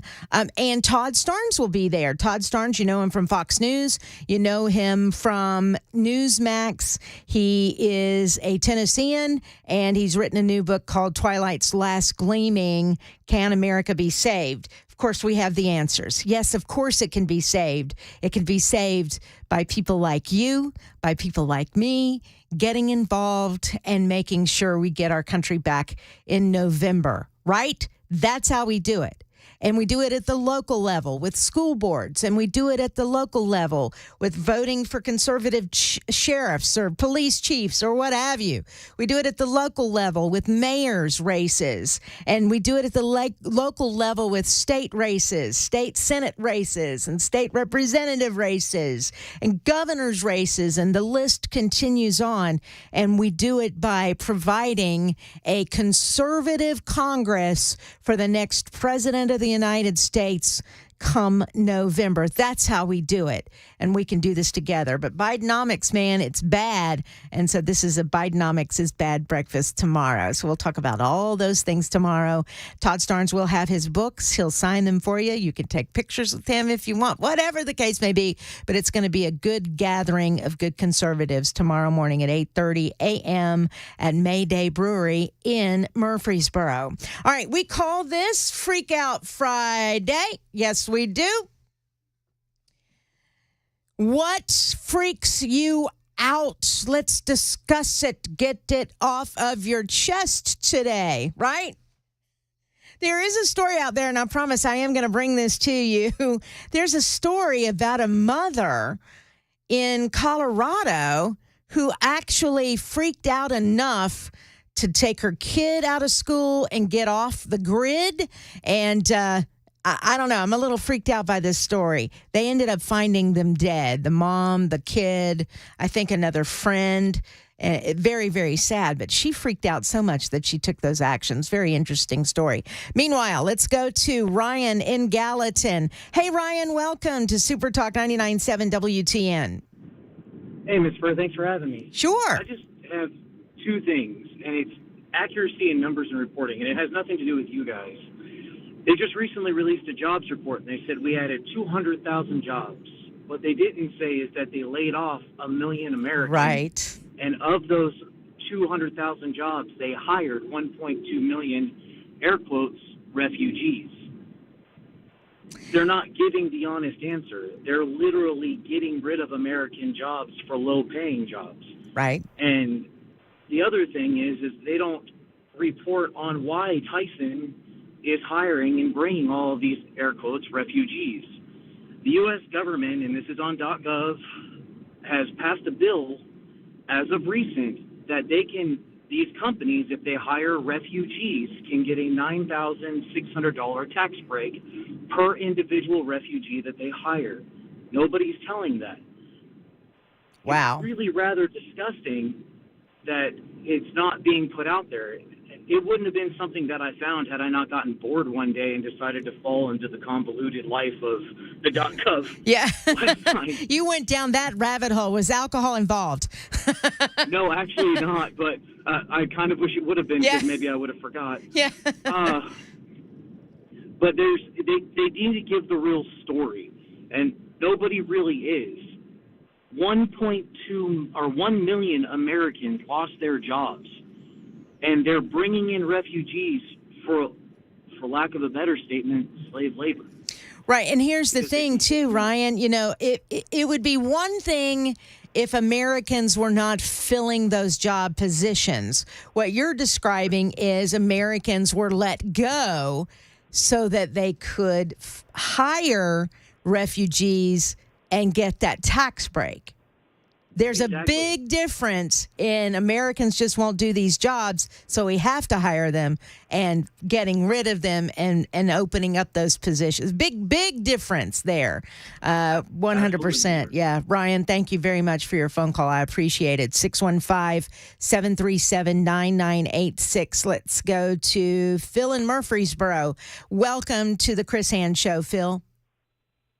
Hi, thanks a lot. Thanks for taking my call. I want to talk a little bit about the young man that perished in the river here recently. Yeah. And you were talking earlier about how an experience that you had with a woman where she was drinking more than she should have been, and you stayed with her. And I applaud you for that, because that is really what needs to happen to that at that point anyway. About somebody that's staying sober enough to where they can take care of their friend, because if everybody is inebriated, who's taking care of who? Nobody. Sure. And somebody talked about, there was another caller that talked about he went somewhere with a friend and they both passed out, and he woke up and the friend was gone. Well, nobody's taking care of anybody. I mean, yeah, your buddies drinking together, but nobody's really taking care of somebody else. Sure. And the only thing I can think of, these are young people. These are kids. He was 22 years old, this young man, and I'm sure his friends were around the same age. And I know they're feeling the pain of, I should have paid attention. I know they're feeling that. So I'm certainly not trying to pile on. What I would say, Phil, is that maybe conversation should be had with young people on designated drivers. We call them designated drivers. Hopefully they weren't driving. Doesn't look like they were driving. They were probably staying at a hotel near the downtown area or near Broadway. But have a designated sober person who can say, all right, you're done. Or, but at 22, who thinks like that at 22? I didn't. Right. I'm going to be honest. I didn't think like that at 22. I'm thinking like that as a older woman. Sorry, that was hard. Okay. But at 22, I wasn't thinking like that. It might,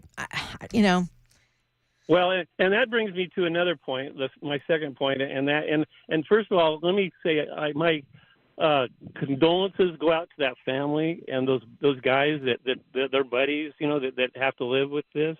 It's a huge thing for them to handle, and I'm sure it's very difficult. But I also want to talk about, just real briefly, about as a society, our obsession with alcohol and our wanting to be inebriated, our wanting to not remember things, our wanting to not be part of, being connected. And I think that's a real danger in our society. And I realize, while I'm saying it, that this isn't something that can be legislated. You can't legislate morality. Sure. You can't legislate rights and wrongs. And I would only take. Into our person. I'm sorry, I didn't mean to interrupt you. I would take one issue. One issue, though. I don't know that we have an obsession with alcohol and an obsession with wanting to not remember, or an obsession with that. I think, it is a social thing to want to enjoy a cold beer on a hot day. I think it is a social thing to want to enjoy your alcohol while you're watching the football game. Or I never, well, I'll put it this way. I don't have a lot of alcohol in my home simply because I might use it to want to drown my sorrows, right? But I do go out and I do enjoy a martini with dinner, or a martini and having conversations with my friends, or watching a football game, or what have you. I have some friends that do martinis every night on their back porch and have wonderful experiences with their friends over a martini. I enjoy the taste of it. I enjoy the social part of it. It's not about, I don't know that there's an obsession with wanting to drown your sorrows or wanting to not remember. I think when you get to the alcoholism state, then perhaps it is. But I don't know. I don't know if I agree with that statement. But maybe the obsession of having alcohol in a social setting, I might agree with you. And that's true. And some people don't know when to stop. But even the previous caller mentioned that when he was looking at .gov, maybe he should have had more alcohol so that he wouldn't remember.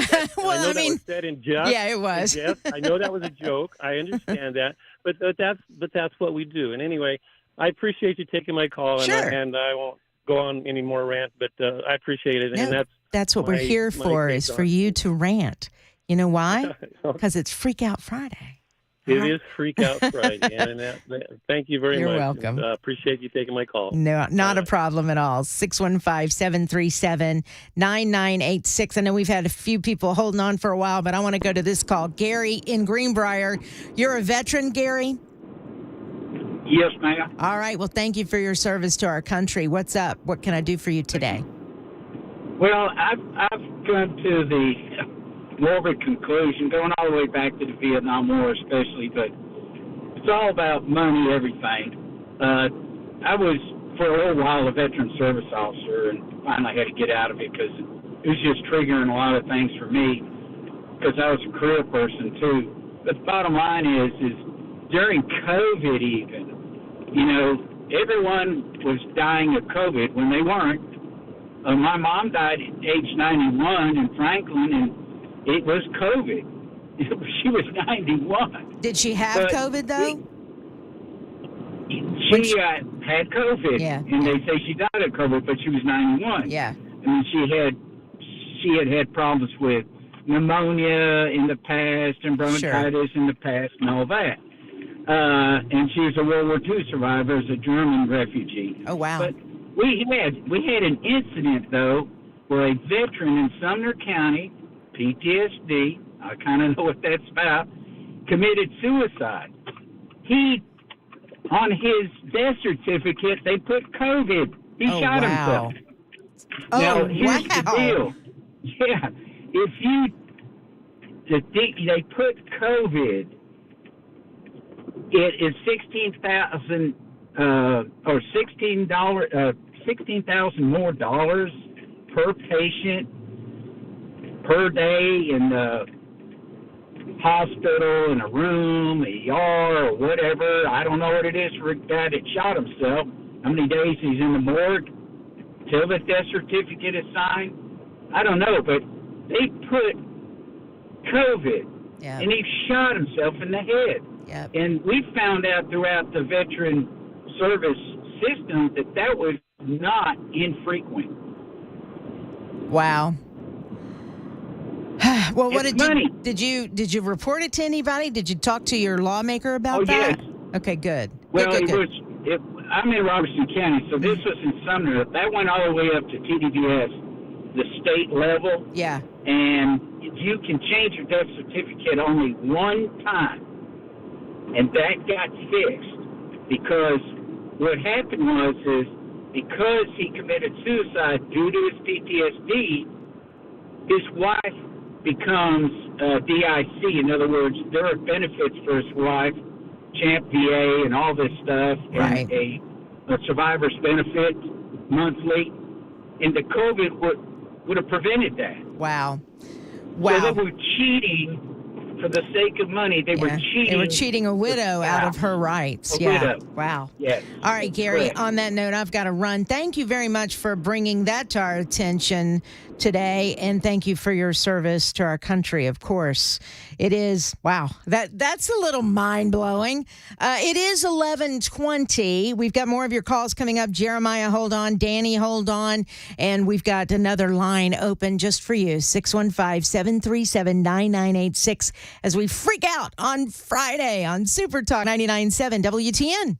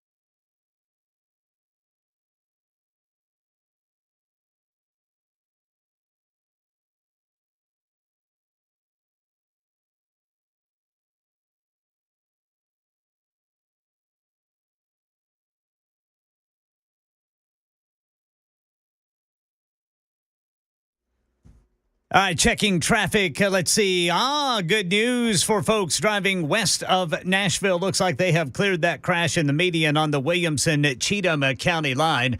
Right now, we know the body of Riley Strain has been recovered, and the House has passed a spending package in our nation's capital to avert a partial government shutdown, but it could be trouble for Speaker Mike Johnson.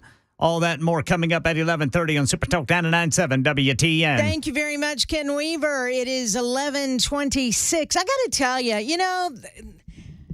I am so sick and tired of chaos in Washington.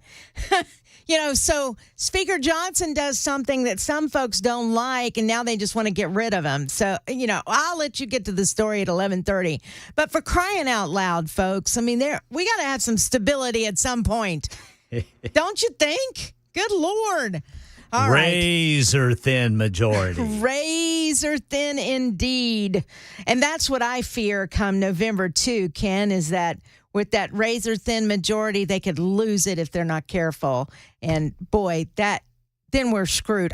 Even if Donald Trump becomes president, if he doesn't have a Republican Congress, we're screwed.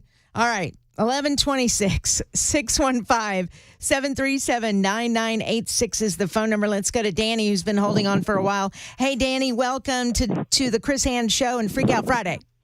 Good morning, Pam. You're doing a great job filling in. Thank you. The caller a couple phone calls ago mentioned about paying attention to your friends while you're drinking. That initial report is that young man was tossed out by the bouncers, and his friends remained paying the bill, and when they come out, he was gone. So I'm sure their intentions were good. But anyway, getting to the subject of illegals, like Uncle Phil used to say, demagnetize. Mm-hmm. Yeah, we have our own constitution here, and if we pushed E-Verify and passed a few laws like Texas has, even though it hasn't gotten to the Supreme Court. But if we pushed, E-Verify and cut off their benefits, all that, they'll keep moving and penalize Tyson and every company that encourages the illegals just because. It can be done. We just got to get somebody strong enough to put a foothold on it, because I remember this same conversation with Uncle Phil before COVID. Mm-hmm. We were the same old song and dance, and we're still in the same boat. And until we get somebody to stand up and get these laws passed, we're just going to sit here complaining. Well, and I would say not just get laws passed, but enforce laws we already have. That's the problem. They're not enforcing the laws that we already have on the books. If we would enforce those laws, I don't know that we would be in this situation that we are in at this moment, and build the wall, secure the border, the southern border, and that would solve a lot of problems. If you would have left the measures that were in place that Donald Trump put in place regarding the border, we wouldn't be in the problem or have the situations that we have right now with illegals coming across the border. If we had the stay in Mexico plan still in place, those that were seeking asylum could have their cases heard, but they have to wait in Mexico until those cases are heard. Now, as a story I brought to you yesterday, now you have the Biden administration not filing the proper paperwork on hundreds of thousands of these asylum cases, and they've been thrown out of court. And now you have 100,000, 200,000 so-called asylum seekers who are now in limbo with their cases. Where are they going to go? What are they going to do? And at this point, where are they located? Does anybody even know? Jeremiah, I will get to your call first when we come back. It's time now for news on Super Talk 99.7 WTN.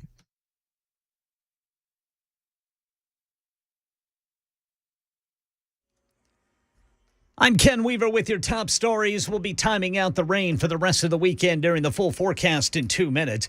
The body of 22-year-old University of Missouri student Riley Strain has been recovered 2 weeks to the day he went missing after a night out with his fraternity downtown. Barge workers on the Cumberland River made the discovery in the water near 61st Avenue in West Nashville this morning. Metro Police Chief John Drake says there's no evidence to suggest foul play, and they have reports that with Strain's height and weight, he would surface between 14 and 20 days. In fact, our search teams was going to put in the water here this morning and then search from this point further down.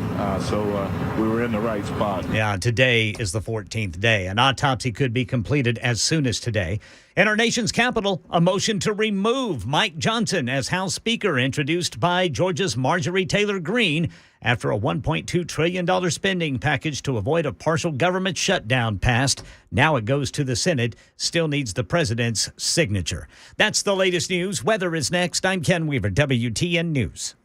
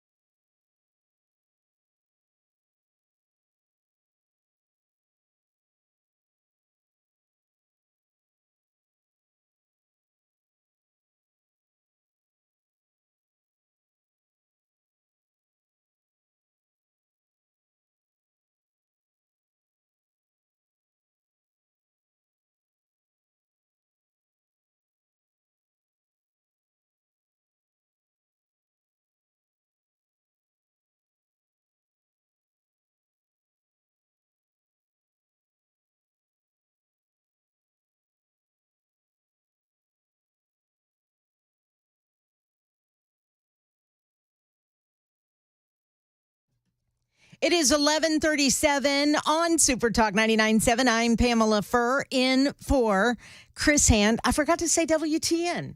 How did I miss that, for crying out loud? Anyway, glad to have you here today on this Finally Friday. It's also what we like to call around these parts Freak Out Friday.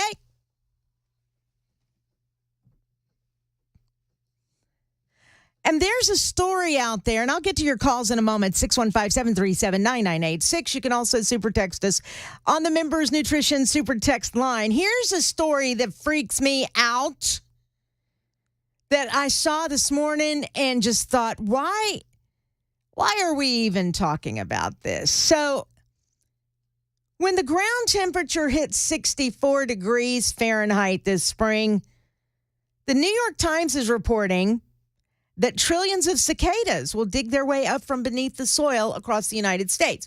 And we know about these cicadas. We're Tennessee, for crying out loud.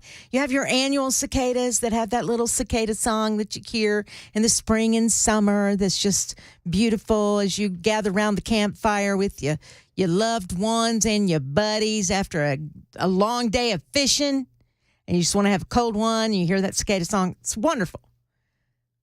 But there's, at some point, like every 13 years, a brood comes to life that has such a loud sound. It's actually pretty high on the decibel meter, if you will.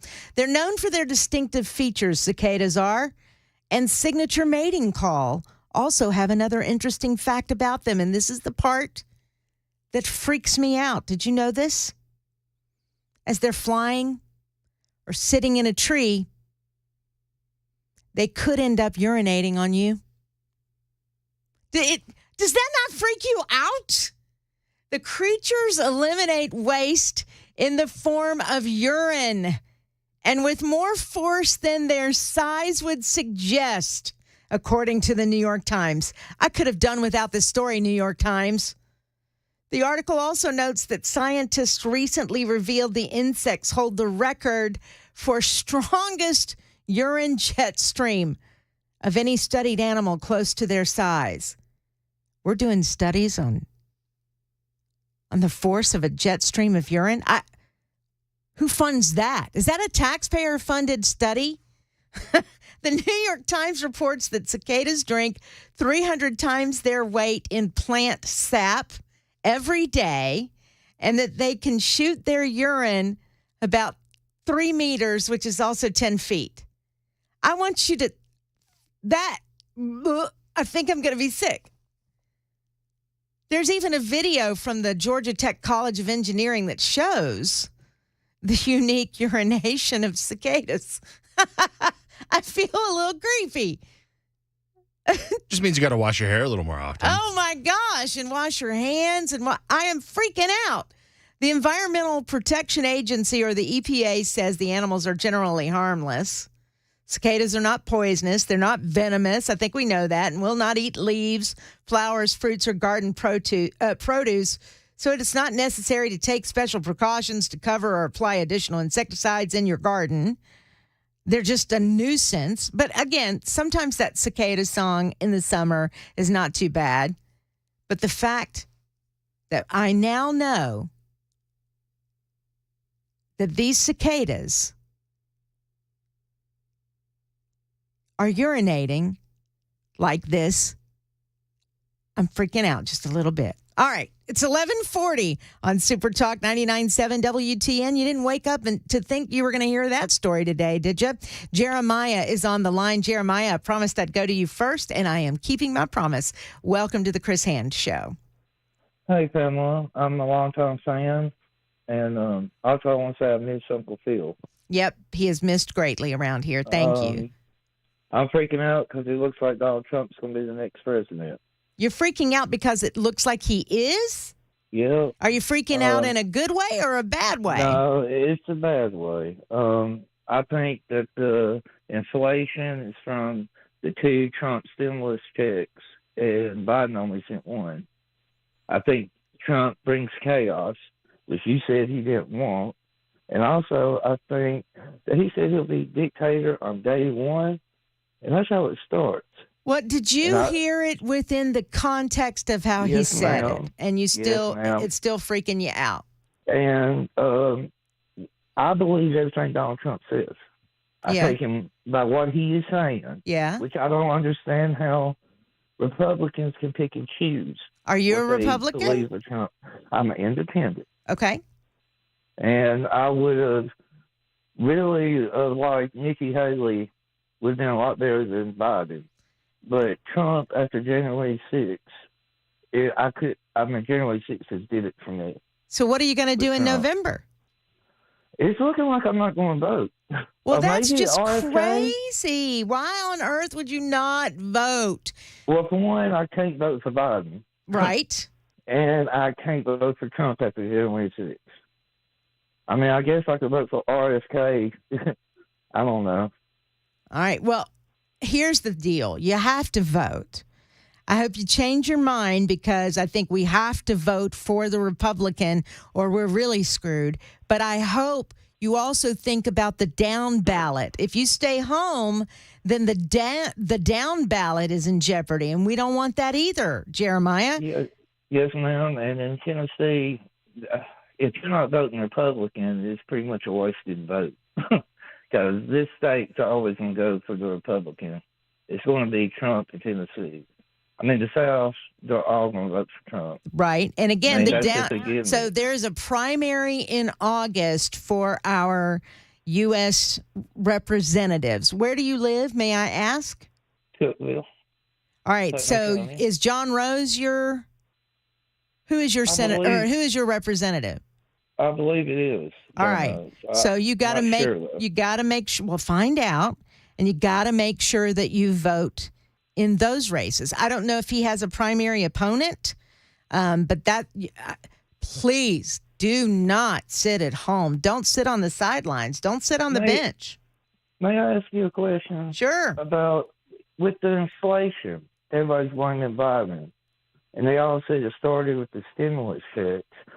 Trump sent 2, and Biden only sent 1. Yeah. Why does nobody ever talk about that? I think they did at the time. I think they did. At the time. But now everybody's like, inflation is because of Biden. Well, it's not just those stimulus checks that cause the inflation problem. I mean, that is maybe where you're a little skewed in your opinion. That's not what has caused all of this. Reason. So let me encourage you to do this. There's a website I want you to go to. Go to Bidenomics.com. Okay. Bidenomics.com and read where these problems have come from. Well, trust me, I would never have went there. All right. Without you telling me to. All right. Good deal, Jeremiah. Thank you for your phone call. I appreciate it. And please don't stay home. We got to figure out a way for you to get to the ballot box, sir. All right. Elaine is on the line in Hermitage. Hey, Elaine, welcome to WTN.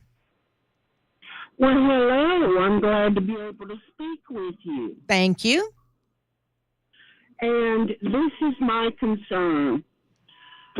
With what this Letitia James is doing to Donald Trump up in New York, I mean, if she takes his buildings or all this $500 million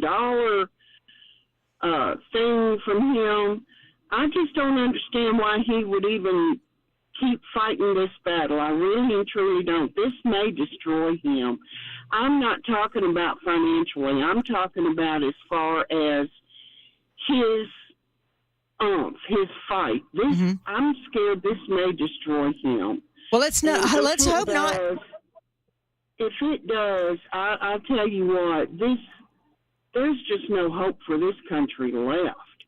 And the man that you were speaking with prior to me, if you'll go to TuckerCarlson.com and listen to the January 6th talk, he'll understand that was a complete and total setup, and 3/4 of what they said was absolutely false.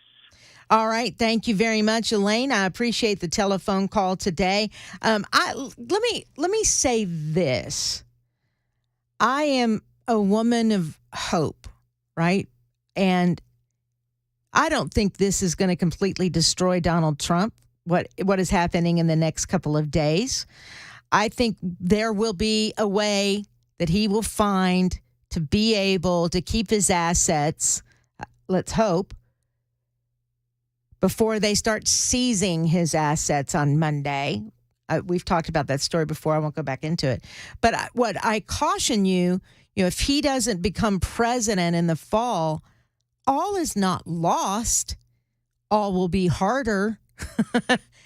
All will, and if he loses in the fall, whether it's honestly or by shenanigans, we have to make sure the down ballot is conservative. We have to make sure the down ballot remains Republican.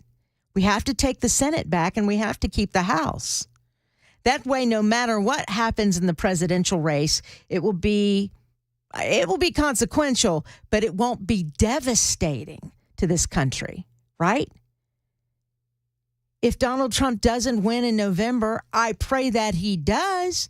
But if he doesn't, all hope is not lost.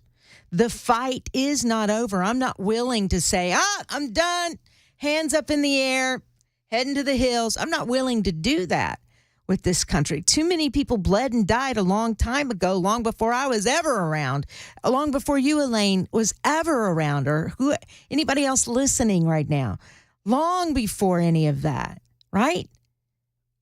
I'm not willing to give that up so easily, personally. And part of that is voting. That's how you fight. And getting involved. That's how you fight. Instead of sitting on the sidelines and watching it all burn and saying, I give up. Pick up the water hose, man. We can put this fire out, can't we? All right, it is 11:48. I am Pamela Furr in for, oh man, his name's Chris Hand. I was about to say Matt Hand, and I knew that was not right. Matt Murphy, of course, is coming in at 12:05, and then, of course, Brian Wilson at 3:05 this afternoon, all on Super Talk 99.7 WTN.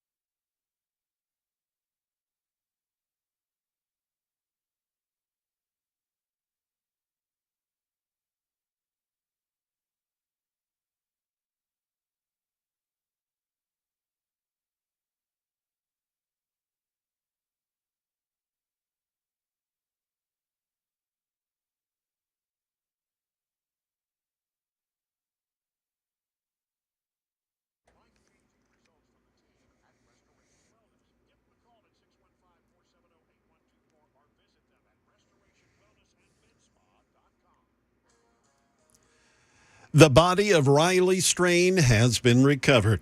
And a motion to remove Louisiana House Representative Mike Johnson as Speaker is before the House after a controversial spending bill, and at least one Tennessee rep, he's not happy about the bill. That's all coming up at noon on Super Talk 99.7 WTN. Thank you very much, Jay Harper. Good to see you. How's that bracket? Don't ask. Yeah, go ahead, rub it in. I saw you in the hall out here, and you're like, ning, ning, ning, ning. It's like, just stop it. Just stop it. These first day bracket. I know. I mean, man. these first day bracket people, Jay. Don't just. Yeah, I hear you. You know what? I've been there, done that. You know, you're leading after the first day, and you're like, "How's your bracket? How's your bracket? Yeah. Come talk to me after the Elite Eight, lady." Yeah, or even after tonight. I don't know that I will maintain the lead in our bracket. Mason, you're not participating. All right. You got better things to do. No. I got the email and I was about to join, but I ended up working a long week last week and did not get to set it up before we got in. So I was like, I think I'll back off right now and let everybody a little more knowledgeable than me play. Okay, gotcha. When are those people coming along? When are we going to get to those people? Are they? Well, Mac and Chris took off today, so I guess they're gone today. I suppose so. Yeah. Because I am going to spend more time during this conversation talking about the bracket. Then you will the rest of the day? Well, no, than I did in preparing for your bracket decisions. I mean, I literally spent. It was the amount of time that it took going click, click, click. Well, click, same click, here. click, click, click, click, but click, I click, have click, my click, own click. little strategy, and I know certain teams usually do pretty well. And Like Kentucky? I did pick that one. You know, but that's one of those that's things. That's what busted mine. But that's one of those things that everybody had Kentucky in the Sweet 16, right, or whatever. I mean, everybody had Kentucky beating Dayton last night's. Oakland. Yeah. I mean, whatever. It's madness, I tell you. As long as North Carolina loses, everybody's going to be fine, except for Pamela. Except for Pamela. Yeah. Hello. Is Carolina not in at least the Final Four? No. Wow. No, wait. I think they are in one of them. In one of yours. I think I have Tennessee beating them. All right. Is there a prize for winning our WTN bracket? Just pride? Yes. Bragging rights, whatever that's worth. Knowledge of a good. Which, in that respect, we've already beaten the likes of Dan Mandis. Yeah, well, because he didn't participate. So we've beaten him. We've beaten him. Beaten Mason. Yeah. We whooped up on Mason already. Bell K. Ken Weaver. Mm-hmm. We've destroyed those people. Done. So we are the elites. We are the Elite 16. Just by showing up. The Elite 8. There we go. Just by showing up. That's funny. All right, what do you got coming up on the show today? I mean, obviously, we're going to talk about Riley Strain, and I know you've been discussing that today. It is very sad. It was sadly, the most likely outcome since we knew that he was missing. Yes. I am going to talk a little bit about society's overreaction during instances like this, where there's this general feeling that we have to do something. We have to do something. And sometimes we don't. Now, I understand reflection, and I understand, and we'll talk about it in depth on the show. All right. And then at 1 o'clock, we have Fry J coming on. Jay St. Clair. I know you guys they're buddies. We're pals. The redheaded stranger and Jay are buddies. So we'll talk to him about this deal in New York with Trump and Letitia James and all of this ruling. So that's on the way as well. Okay, good deal. Thank you. Looking forward to it. Thank you very much, Matt Murphy. Thank y'all for letting me be with you for the last 3 days. I actually will return on Monday, 9 to noon, and Tuesday. And then Chris Hand will be back on Wednesday on Super Talk 99.7 WTN. Bye-bye. Oh, yeah, we don't have to be exact.